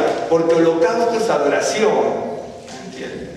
Por eso dice que Yeshua se ofreció el holocausto. ¿Entiende? Porque fue lo propicio que Dios decidió, ¿entiende?, para que nosotros fuésemos perdonados. Okay. Y entonces, dice, y Abraham se levantó muy de mañana y enalbardó su asno y tomó consigo 2 siervos suyos y a Isaac su hijo, cortó leña para el holocausto y se levantó y fue al lugar que Dios le dijo. Al tercer día alzó Abraham sus ojos y vio el lugar de lejos. Entonces dijo Abraham, acá hay muchas cosas brillantes, pero ¿qué pasó? Dice, entonces dijo Abraham a sus siervos, esperad aquí con el asno, y yo el muchacho iremos hasta allí y adoraremos y volveremos a vosotros. Aquí la palabra es la palabra Shahá, es C-H-A-J-A-H, Shahá, ¿no es cierto?, que significa postrarse, adorar, también significa reverencia, respeto, es algo que es un homenaje, tiene muchos significados, ¿sí? Y dice, y adoraremos y volveremos a vosotros. Cualquiera puede decir, bueno, acá él dijo adoraremos, pero Abraham dijo adoraremos, porque ya el holocausto implica que es la adoración a Dios a través del holocausto. Quiere decir que el holocausto, la adoración es un mandato. Y Dios dice, ven y ofrece con el holocausto, es decir, me tienes que adorar. Cuando los patriarcas iban a Beersheba, ofrecían sus sacrificios y adoraban, y Dios se revelaba. ¿Sí? ¿Me está siguiendo? Y Dios se revelaba a través del sacrificio. En realidad, si ustedes leen bien los pasajes y la historia, era porque los patriarcas derramaban su alma. Porque una persona puede ofrecer un sacrificio y postrarse, y Dios no se va a revelar. Si ustedes leen los pasajes de Jacob y de otros, derramaban su alma. Y el derramar su alma significa adorar. Está unido al sacrificio físico para ofrecer el holocausto, porque era lo que se ofrecía en ese momento, ¿no? Dice, y tomó Abraham la leña del holocausto, y usted conoce la historia, ¿no es cierto?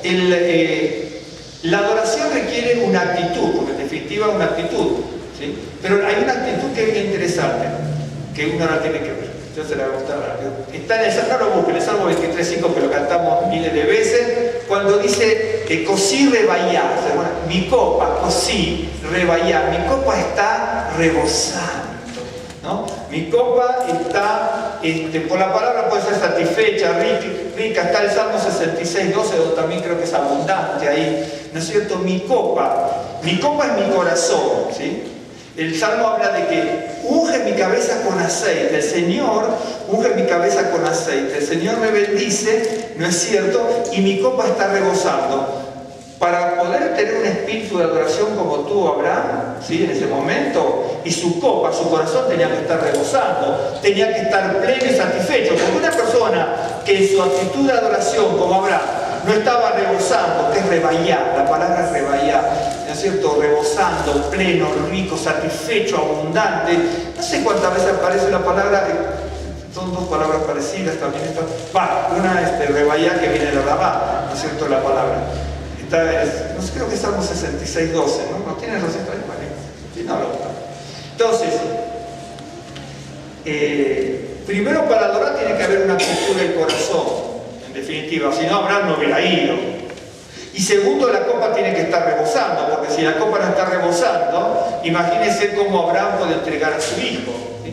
Ahora, la adoración, ¿no es cierto?, implica muchas cosas, pero una es la negación del yo. Veo cuando dice negate a ti mismo. Si yo no me negara a sí mismo, ¿cómo voy a entregar a mi hija? ¿Me entiende? Es así. Por ejemplo, la adoración implica un sacrificio. Normalmente el sacrificio es, le dicen, bueno, entregar dinero. Es una forma fácil, ¿no? Nosotros parecemos, es decir, la ofrenda y el diezmo del diezmo y todo lo que fuese. Pero, prácticamente, a veces las congregaciones parecemos recaudadores de impuestos, ¿no? Como pedimos, claro, porque la ofrenda es una gratitud, es el sostenimiento. Y entonces, la verdadera adoración, que es el yajá, el postrarse, y adoraremos, nos postraremos, alabaremos, exaltaremos, sí, pero en eso va la entrega de su hijo, ¿sí? Por lo tanto, la adoración implica un sacrificio muy grande. Por ejemplo, postrarse, cualquiera se postra. Bueno, a mí me dolería la rodilla porque ahora que vivo la mudanza tenía que estar en casa y después me tocaba la noche. Están doliendo los huesitos de la rodilla, ya, bueno. Y pensaba que uno era deportista y hacía de todo y ahora ya se hinca y ya le empiezan a doler las rodillas. Pero uno se puede postrar o se puede hincar o puede hacer un montón de cosas y cualquiera lo hace. Uno puede cantar y cualquiera lo hace. Por supuesto uno lo hace con el corazón, pero más allá de eso, todo eso para Abraham fue acompañado de la entrega de su hijo. Quiere decir que cuando uno habla, dice, los verdaderos adoradores adoran en espíritu y en verdad. Y el Señor busca esos adoradores, ¿no es cierto? Porque busca. Si busca porque se perdió, ¿no es cierto? Porque muchos podemos tener cosas exteriores, pero el Señor busca lo que le requirió a Abraham, ¿no es cierto? Ve, entrega en holocausto, dice, y Abraham lo captó, dice, vamos a adorar, vamos a adorar. Pero la adoración implicaba entregar a su hijo.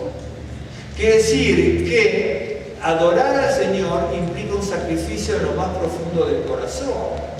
Pues en definitiva, bueno, para muchos es el dinero, ¿no? Claro, a lo mejor al hijo lo entregan, pero el dinero no. Es cierto, usted mire, a veces vemos programas de televisión que no lo podemos creer, ¿no? Se matan padres, se matan hijos, se matan esposos, se matan esposas, se matan, vuelvo a decir, a los hijos, esto, aquello, el otro, por cobrar los seguros, ¿verdad? Y tantos programas que tanto proliferan, sobre todo en Estados Unidos, Inglaterra, casi todo Estados Unidos. Digo, qué bárbaro, ¿no? Traman, la novia con el novio traman matar al padre de la otra porque si no, no le deja la casa como herencia. Es decir, ¿me entiendes? Es directamente una barbaridad, directamente lo que está pasando en el mundo que vivimos. ¿Me entiendes? Algunos lo ven en ese sentido. Y entonces uno ve el dinero, lo material y todo eso, y nos matamos por todo lo que fuese dinero.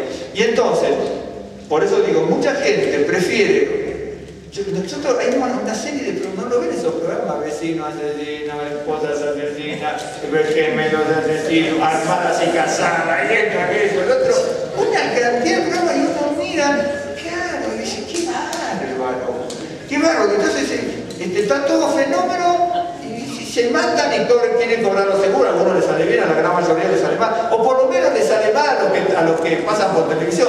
A lo mejor eso porque los sufrieron de descubrir, ¿sabe cuánto? No pueden descubrir, la gente cobra su seguro y se casan con otro y los chicos. La pasada estamos viendo unos chicos que mataron a sus padres, una familia judía, ¿se acuerdan? Los Menéndez también, allá ¿se acuerdan la familia Menéndez? Esos impresionantes, supermillonarios judíos, que los hijos los mataron de una forma terrorífica, les salió mal. Si les salía bien se quedaban con una fortuna alucinante. ¿Me entienden? Y entonces vendemos por dinero, por lo que fuese, por seguro, por bienes, por fábrica, por lo que fuese, matamos a quien sea. Por eso le digo aquí, ¿no es cierto? Abraham directamente entregó a su hijo y, ¿entiende? Y nosotros nos quedamos con el dinero, bueno, nosotros, los programas esos por lo menos, claro, es cierto.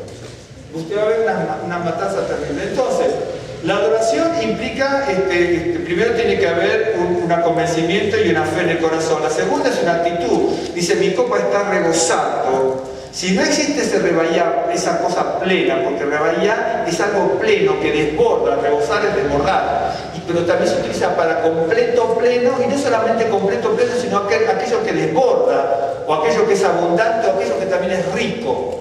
Entonces, si el corazón no está rebayado, la copa está rebosando, Abraham no hubiera actuado de esa manera. Claro que no. Por eso Dios dice que busca adoradores en espíritu y en verdad, ¿cierto? Y en definitiva, cuando el Señor busca la verdadera senda de la adoración es costosa. Es costosa. Y no en dinero, no me hagan la ofrenda ni de diezmo porque ni me interesa ahora, ¿no es cierto? Porque no le pagamos a Dios. Aquí lo que Dios le entregó, lo que Abraham le entregó fue su hijo. Y cuando dice, entrégame el holocausto, y él le dijo, nosotros a los hijos vamos a adorar, Abraham sabía que su adoración era costosa y era lo más costoso. La adoración, una cosa es la alabanza, el canto de alabanza y todo lo que hace al espíritu de una congregación personal y colectivo. Una cosa es esa. Pero la verdadera adoración en espíritu y en verdad es costosa. Y cuando es costosa, te tiene que negar a uno mismo. Y cuando es costosa, ahí mismo habla de humillación, porque sí, habla de humillación. Y cuando es costosa, ¿no es cierto?, es sacrificial, porque sí es sacrificial. Nosotros decimos, venga y adore al Señor y gócese. Sí, la adoración nos podemos gozar. Yo no sé cuánto se gozó Abraham en ese momento, pero si se gozó, fue un gozo de fidelidad en su espíritu, pero que mucha risa en la boca no tenía seguro. Eso seguro. Porque en definitiva, imagínense cada uno que tengamos que entregar a un hijo, mire, aún hasta un corderito. Ustedes pueden tener animalitos, ¿no es cierto? Los corderos tenían que estar 7 días con su mamá. A partir de 7 días podían ser ofrecidos. No importa si se ofrecía al octavo, al noveno, al 25, a los 6 meses, ni interesaba. ¿Ok? En algunos casos hay especificaciones, menor de tal edad, etc. Pero era a partir de los 7 días. La Biblia dice, 7 es el número de los sacerdotes para consagrarse, el octavo día ministrar, 7 es el número de los corderitos con su mamá y después ser ofrecidos. Si se ofrecía en el octavo era otro problema. ¿Me entienden? Y entonces, si usted tiene un animalito, un corderito, que tiene 7, 8 días, 20, 25, un mes, una cosita así, ¿no es cierto? Que parece como una cosa tiernita, y de ahí, cosa tiernita, se lo tiene que llevar al sacerdote y lo tiene que degollar delante suyo, y a uno se le parte el corazón. Por eso es sacrificial. Por eso es sacrificial, porque en definitiva usted dice, bueno, los animales los traían, se los daban al sacerdote desde atrás del templo, pero muchas veces las personas eran los mismos que los llevaban y veían el sacrificio, estaban ahí cuando salía la sangre y los levitas se pasaban el tazón de mano en mano para hacer las oraciones. Pero la persona veía al animalito que a lo mejor lo traía de su casa y otro que se lo compró ahí, pero imagínese uno que crió usted, que lo estuvo alimentando, que estaba usted, que le hacía mimito, lo que fuese, y después lo tiene que entregar. Y se le parte el corazón. ¿Me está siguiendo? ¿No? Sí. Claro, por eso es sacrificial. Imagínese usted, nosotros lo vemos muy lejano, pero imagínese a este muchacho Isaac, un jovencito que va con Abraham, con el padre, ¿no es cierto? Y que algunos dicen, bueno, él sabía, eso nos imaginamos nosotros, ¿me entiende? Pero, bueno, no quiero hablar del tema, pero aunque lo hubiera sabido, no sabido, hubiera vislumbrado, no vislumbrado, él tenía que cumplir, ¿no? Y suponiendo que a Dios se lo hubiera pedido y lo hubiera tenido que matar. Si Dios le mostró el cordero sustituto que estaba enganchado con las astas en las ramas, si Dios se dio cuenta de eso es porque vio virtualmente en el corazón de Abraham que había una decisión concreta, genuina y real de que sí estaba dispuesto a entregarlo. Virtualmente sí estaba dispuesto a entregarlo. Y en definitiva, virtualmente murió Isaac. Isaac murió, virtualmente sí. Físicamente no, pero virtualmente sí. De eso hablan mucho los midrashim, ¿sí? Mire, le voy a mostrar algo que por aquí.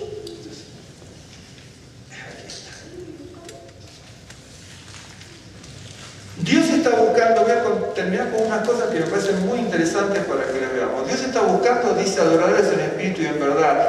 Dios nos enseña que había una senda de la adoración que se había perdido, por eso busca adoradores en espíritu y en verdad. De hecho, que en Israel se había perdido. Si uno lo ve con los profetas luchaban mucho para hacer volver al pueblo a la verdadera adoración a Dios.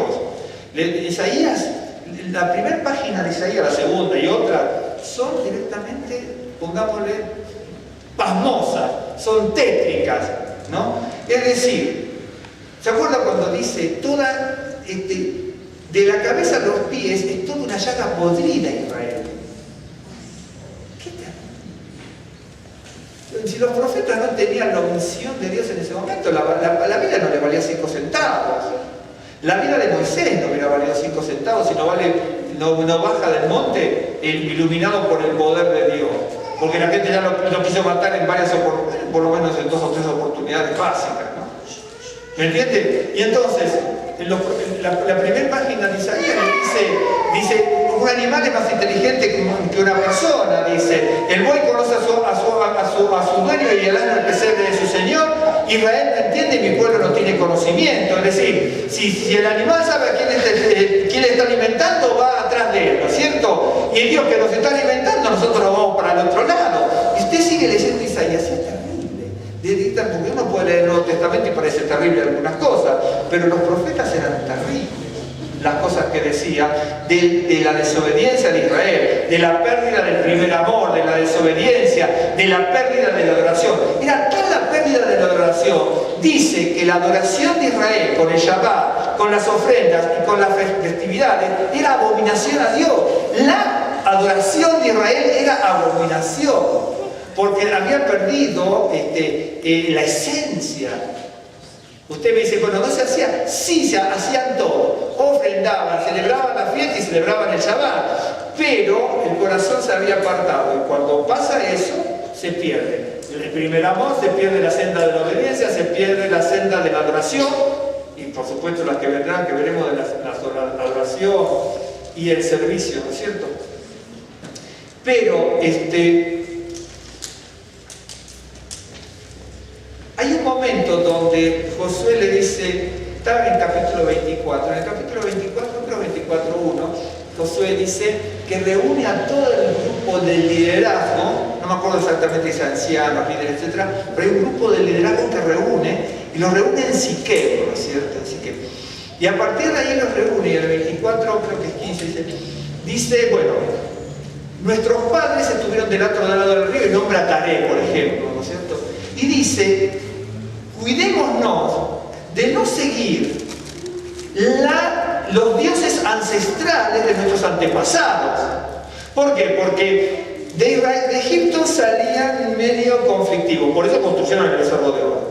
Y entonces se complicaba la cosa. Y entonces dice, no adoremos ahora, dicen los dioses ancestrales que tenían, incluso se refiere a los que estaban cuando venía Abraham, de donde venía Abraham, que los padres, los patriarcas, el origen de Israel era un origen pagano. Siempre recuerde, Abraham no era hebreo, Bueno, no era judío. Abraham era un semita pagano, era un gentil, de mentira.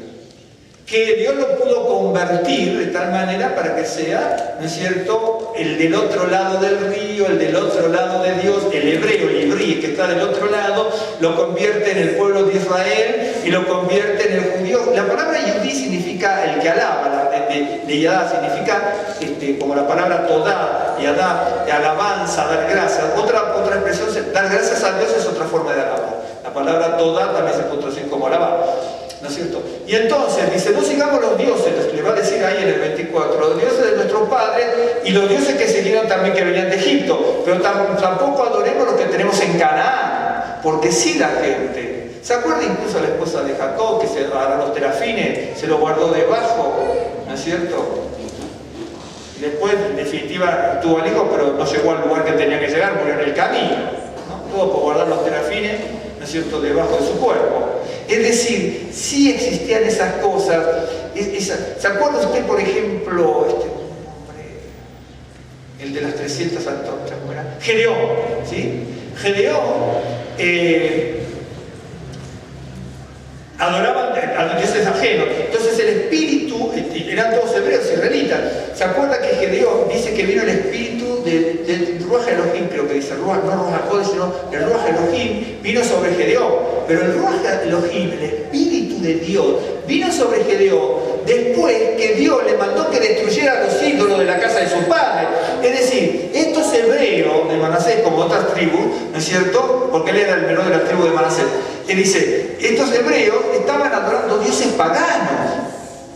Y para que utilizara a Dios a Gedeón y para que el espíritu viniese sobre él, Dios le manda que destruya los dioses paganos.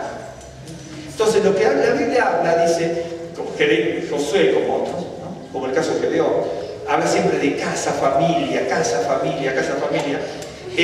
Josué le dice, pero yo y mi casa serviremos al Señor, ¿no? Y bueno, en 24:15, ¿sí? Gedeón le dice, Josué le dice, yo y mi casa vamos a servir al Señor. Mira, y servir al Señor implica muchos beneficios. Servir, bueno, sí, ahora no vamos a hablar de la palabra servir.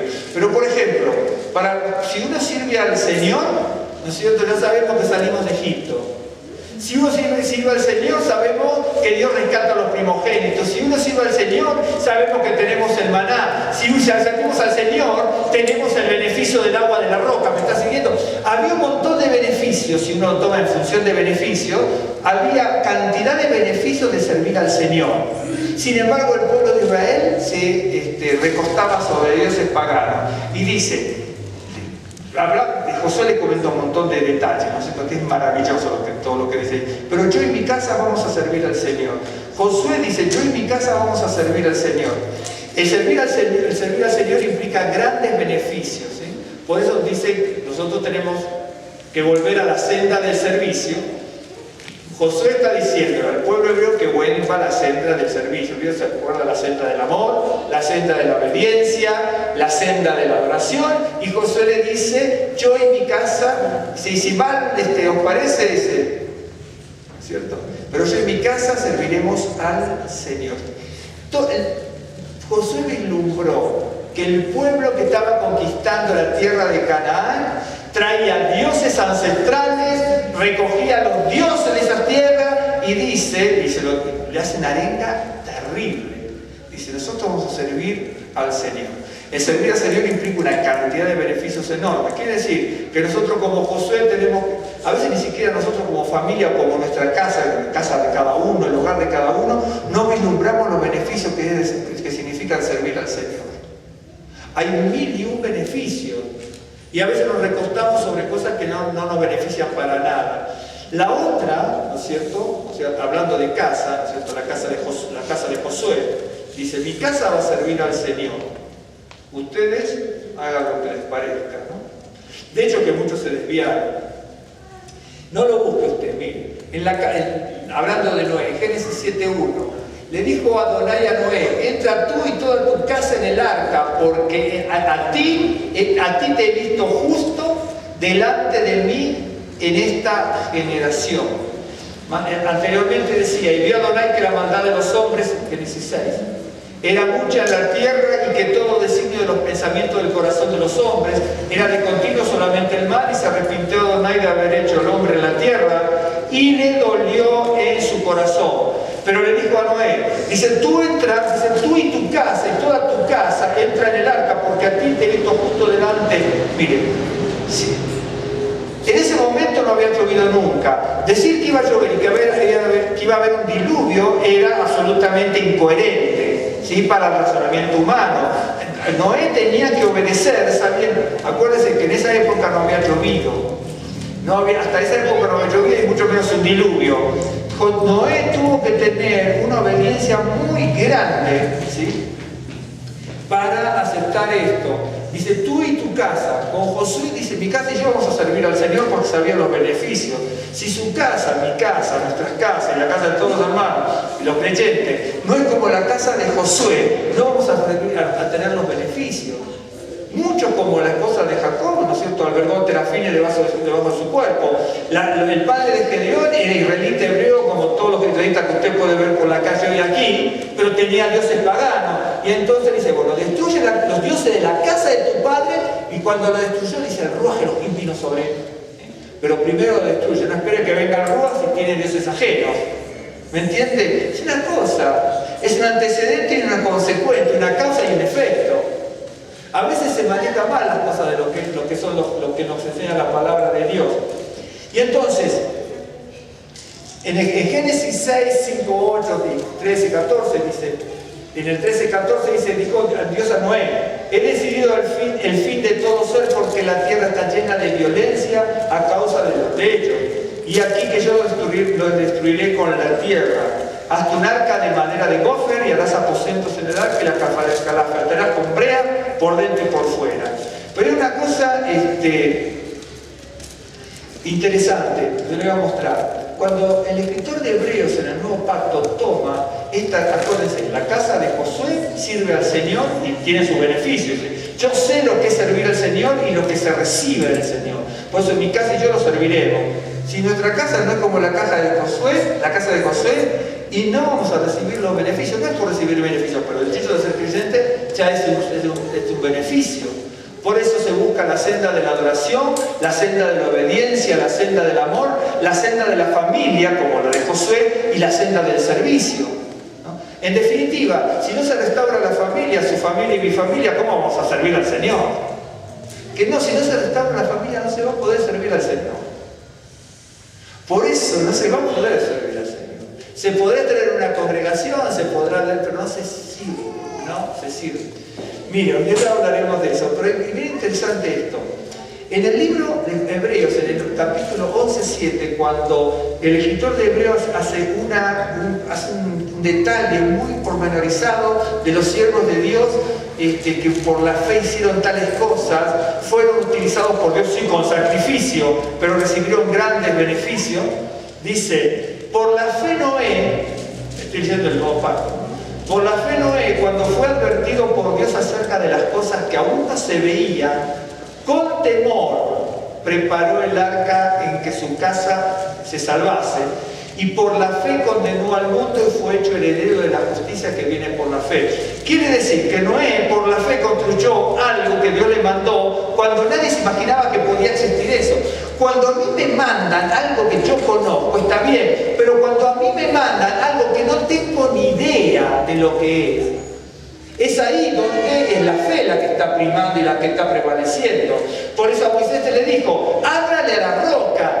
Y Moisés, por alguna razón de todo su entorno y lo que pasaba, dice, hablarle a la roca. ¿Cómo habla la roca para que salga agua? ¿Me entiende? Por eso le pasó lo que le pasó a Moisés. Y aquí dice que Noé, después tuvo otras cosas, Noé malas, pero hasta aquí venía todo bien. Dice, con temor preparó el arca en que se salvase.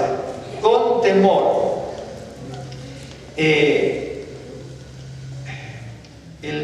Estoy buscando la palabra esta temor, no importa, en realidad viene en griego la palabra eulaves, ¿cierto? Ya la escribiremos. Aparece, como esta palabra aparece 2, 3 o 4 veces como máximo, este tipo de palabras, que aparece también en 11.7, en Hechos 23.10, en Lucas 2.25.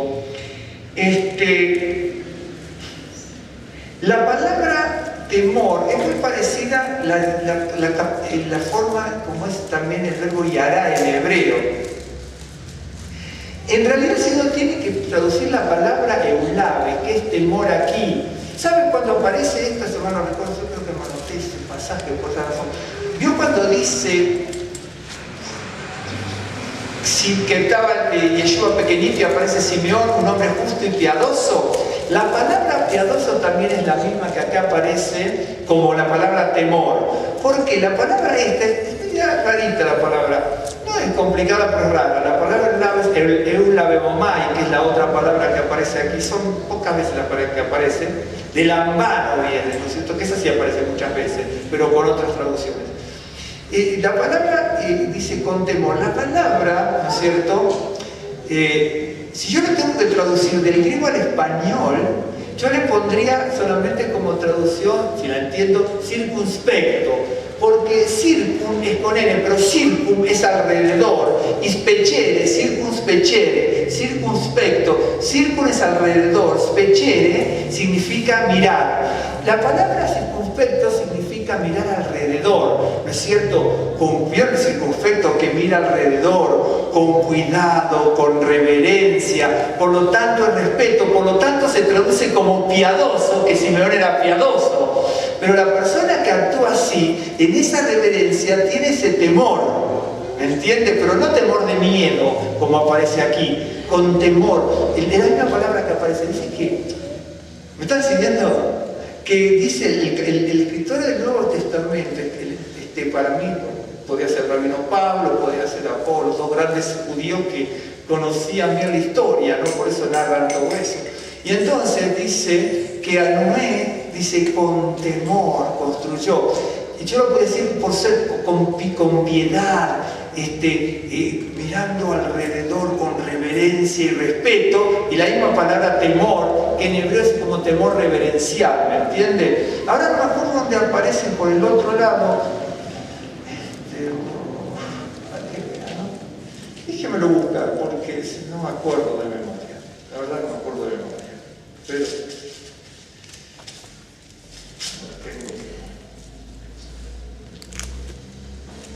sí, es Lucas 2.25, aquí que había en Jerusalén un hombre llamado Simeón, este hombre justo y piadoso. Este piadoso es la misma palabra eulabe que aparece como temor aquí, ¿me entiende?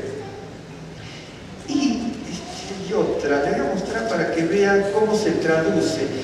Temor y piadoso, porque si yo no se lo muestro, entonces me está mintiendo, y no tengo ninguna gana de mentirlo.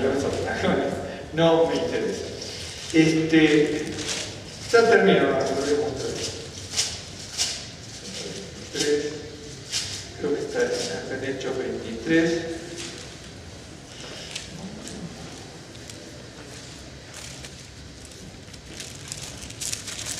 La palabra que aparece como piadoso en el otro pasaje, acá está, y habiendo gran disensión, el tribuno teniendo temor, ahí está la palabra temor, de que Pablo fuese despedazado, aquí sí.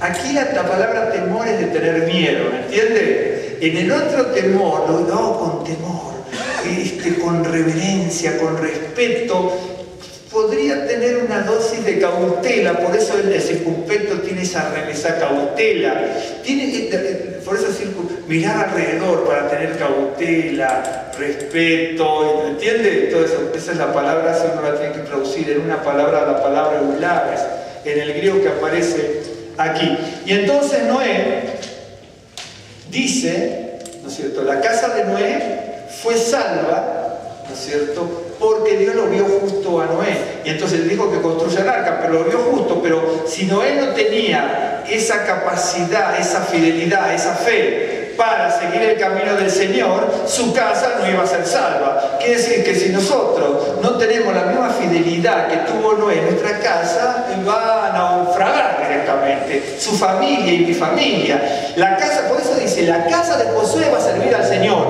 La casa de Noé es salva, pero porque Noé construyó. Y si nosotros somos los Noé que construyen la casa, en el caso del arca, ¿me entiende? ¿Y cómo vamos a evitarnos el naufragio? ¿Me entiende? Por eso el Señor nos vuelve a las sendas antiguas, Y les muestro solamente porque hay muchas casas. Está la casa de David, la casa de Noé, la casa de Josué. Siempre son casas y hay algo que hace que la casa se salve. Y si nosotros no somos como ese personaje que hacemos que la casa se salve, no se salva. Usted me dice Yeshua, claro que es el Señor, es el Dios Todopoderoso, pero nosotros tenemos que hacer algo. ¿Qué le va a pedir Dios a usted? A mí no sé. Abraham le dijo, sacrifica a tu hijo y vuelve a esta senda de la adoración. ¿Y cómo te adoro? Y te adoro cantando, sí, cantando y tu hijo. Así.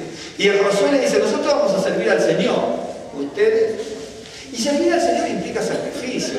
Imagínense,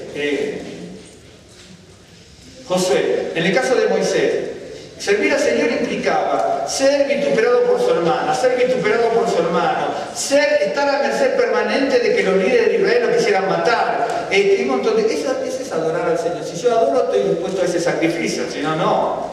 ¿A quién le gusta que lo estén insultando, que lo estén... Le dice, aparte lo humilla. Moisés lo tuvieron como el gran líder y de repente delante de todo el mundo dice, elijamos a otro y nos vamos. Y pobre Moisés está ahí, que estoy pintado acá, entonces. ¿Me entiende? El adorar significa estar expuesto a la humillación. Nosotros pensamos que el adorar es estar, no sé, en las congregaciones con la guitarrita, ahí, con la columna de humo, los papelitos plateados que salen. Eso es por la galería, eso para que miremos. Eso no tiene sentido. Eso es un show. La adoración es otra cosa, en serio, la verdadera adoración explica otra cosa. Y la otra, hay muchas casas. ¿Se acuerdan? Hay una casa que fue medio envidiada por David, que fue la casa de Obed-Edom.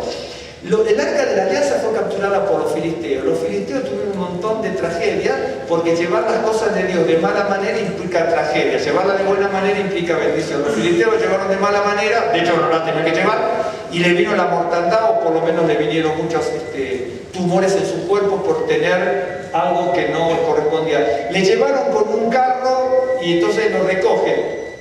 Y en 2 de Samuel 6, 11, 12 dice, y estuvo el arca de Adonai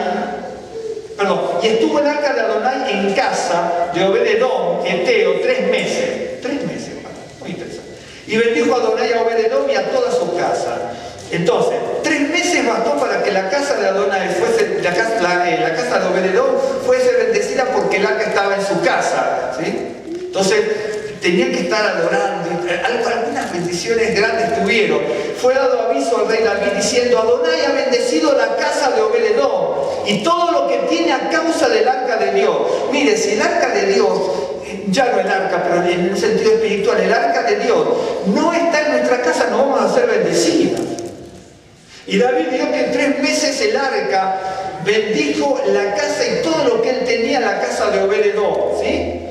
Ahora voy a 2 de Samuel antes, 6, 7. Cuando llegaron a la era de Nacón, porque estaban llevando, los israelitas llevaban el arca, ¿se acuerda usted? De la manera que lo llevaban los filisteos. Entonces Usa, acuérdense que Usa significa fuerza, poder. Viene de la palabra os, fuerza, poder. Usa, dice, cuando vio que el arca se venía medio encima, en el camino, le puso la mano y murió. Si uno lo analiza en un buen sentido, ¿no es cierto? Parece que hacerlo con la fuerza y el poder humano, lo que son las cosas de Dios, no sirve para nada y no solamente no trae bendición, sino que trae la muerte. Porque Usa significa fuerza, poder, ¿no es cierto? Dice, y cuando llegaron a la era de Nacón, Usa extendió su mano al arca de Dios y la sostuvo porque los bueyes tropezaban. Y el furor de Adonai se encendió contra Usa y lo hirió allí Dios por aquella temeridad y cayó allí muerto junto al arca de Dios. Bien. De modo, dice el verso 10-11, de modo que David no quiso traer para sí el arca de Adonai a la ciudad de David y la hizo llevar David a la casa de Obed-Edom. Y estuvo el arca de Adonai en la casa de Obed-Edom 3 meses y bendijo a Adonai. Por eso se lo leí primero. Llevarlo de mala manera trajo mortandad al pueblo hebreo. Entonces dice David, no, me parece que estamos haciendo las cosas mal, lo dejamos aquí en la casa de Obed-Edom. Lo dejan ahí, y David no tenía ni idea de lo que podía pasar, y la casa de este hombre empieza a ser bendecida, bendecida, bendecida, y le dicen, mira David, porque si no mejor se hubieran olvidado, en serio, mira David que la casa de Obed-Edom está siendo grande, bendecida, y todo lo que él tiene, dice, porque el arca está allí. Entonces David se interiorizó de cómo se tiene que manejar las cosas de Dios. Llamó a los levitas, vieron la instrucción que se debía tener y lo fueron a buscar el arca. Sintetizado rápidamente. Dice que la Biblia dice, el Señor me guía por sendas de justicia por amor de su nombre, y tenemos la puerta estrecha, la puerta ancha. La puerta ancha es llevarla con los bueyes. La puerta estrecha, ¿no es cierto?, es interiorizarse de cómo se lleva el arca. Cuando el arca de lanza quedó en la casa de Obed-Edom, toda su casa fue bendecida. Si en su casa y en mi casa, en la casa, incluso congregacionalmente, no está el arca del Señor, no vamos a tener las bendiciones de Obed-Edom. Si nosotros no construimos con fe el arca en el diluvio, como lo construyó Noé, ¿no es cierto?, no va a entrar nuestra casa y la gente se va a ir al agua, ¿me entiende? Si nosotros, como Josué, no decimos, mi casa y yo serviremos al Señor, aún con los sacrificios que implica eso, no vamos a tener los beneficios, porque en la Biblia se habla, en todos esos pasajes, todos los beneficios, las bendiciones que hizo Dios trayendo al pueblo. Miren, el pueblo de Israel, ¿se acuerdan? Fueron 22 guerras que tuvieron por ahí, más todas las cuando entraron a la tierra prometida, ¿no es cierto? Las 20 y pico de guerras que Dios trajo de bendiciones, creo que fueron más de 22, 23, no me acuerdo, y aparte de otras por allí, pero fueron las claves, ¿no es cierto?, de las guerras que Dios les hizo ganar al pueblo de Israel, y el pueblo de Israel lo sabía, y Josué le dice, mejor que saquemos a los dioses ancestrales. Dice, pero por lo menos por mi parte, yo aquí me planto, dice, en mi casa y yo serviremos. Tenemos la casa de Josué y pensemos cómo va a ser nuestra casa, la casa de Noé y cómo va a ser nuestra casa, y la casa de Obed-Edom y cómo va a ser nuestra casa. Todas esas casas son bendecidas, ¿sí? ¿Pero por qué? Porque sirven al Señor, porque construyen el arca que Dios les manda y porque dejan entrar el arca de Dios dentro de su familia. Por eso están las sendas, y cada uno va a elegir la senda que cree que le conviene. Quiera Dios que sea la senda esa de la puerta estrecha, que es la que estábamos hablando. Vamos a hacer una oración. Bendito Dios, Padre eterno, Señor de toda misericordia, te damos gracias por la vida, por este día, por la seguridad de tu presencia. Exaltamos tu nombre y te damos gracias, Señor, por la seguridad de tu palabra, que es de beneficio para nuestras vidas, Señor, esa palabra que nos edifica, la palabra que nos fortalece, que nos alienta, la palabra, Señor, que nos exhorta, y la palabra, Señor, que transforma nuestro corazón, la palabra que hace que nos humillemos delante de tu presencia como Rey de Reyes y Señor de Señores. Señor, te damos gracias porque tu palabra es la palabra que transforma las vidas, y te damos gracias, Señor, por el perdón de nuestros pecados y la salvación de nuestra alma en Yeshua HaMashiach. Señor, queremos abrir nuestro corazón en esta hora y en todo tiempo, Señor, para, Señor, tener la convicción que tuvo tu siervo Josué, Señor, al que tú elegiste como, Señor, líder de tu pueblo, Señor, en medio de tantas guerras y de tantos conflictos. Pero en medio de tantas tribulaciones y tragedias que pasaron en Israel, Él dijo que prefería servirte a ti y no los dioses, Señor, que parte de nuestro pueblo seguía. Por eso quería las bendiciones de lo alto sirviéndote a ti. Y queremos, Señor, tener ese servicio a ti. Queremos ser, Señor, como la casa de Noé. Salva por la fe en medio de la inundación, salva por la fe dentro del arca en medio de las muchas aguas. Y queremos, Señor, ser como la casa humilde de Obed-Edom, que te recibe, Señor, en el arca, y su familia, sus bienes y su casa fueron grandemente bendecidos hasta que llega a oídos del rey algo que era tan notorio Señor, y tan visible como las grandes bendiciones de tener el arca dentro de nuestra casa. Bendito y alabado sea tu nombre. Señor, sabemos que tu palabra nunca vuelve vacía y rogamos, Señor, para testimonio de tu nombre y para la gloria de tu poder, que nos muestres tus milagros y tus maravillas de esto que estamos platicando de tu palabra, que nos lo muestres, Señor, ya en nuestras vidas, en nuestras familias, en nuestras casas, en nuestra congregación y en cada hermano, hermana y familia que hoy no ha podido venir. Te damos gracias, Señor, en el nombre de Yeshua HaMashiach. Amén. El Señor les bendiga, hermanos, y el Señor les guarde.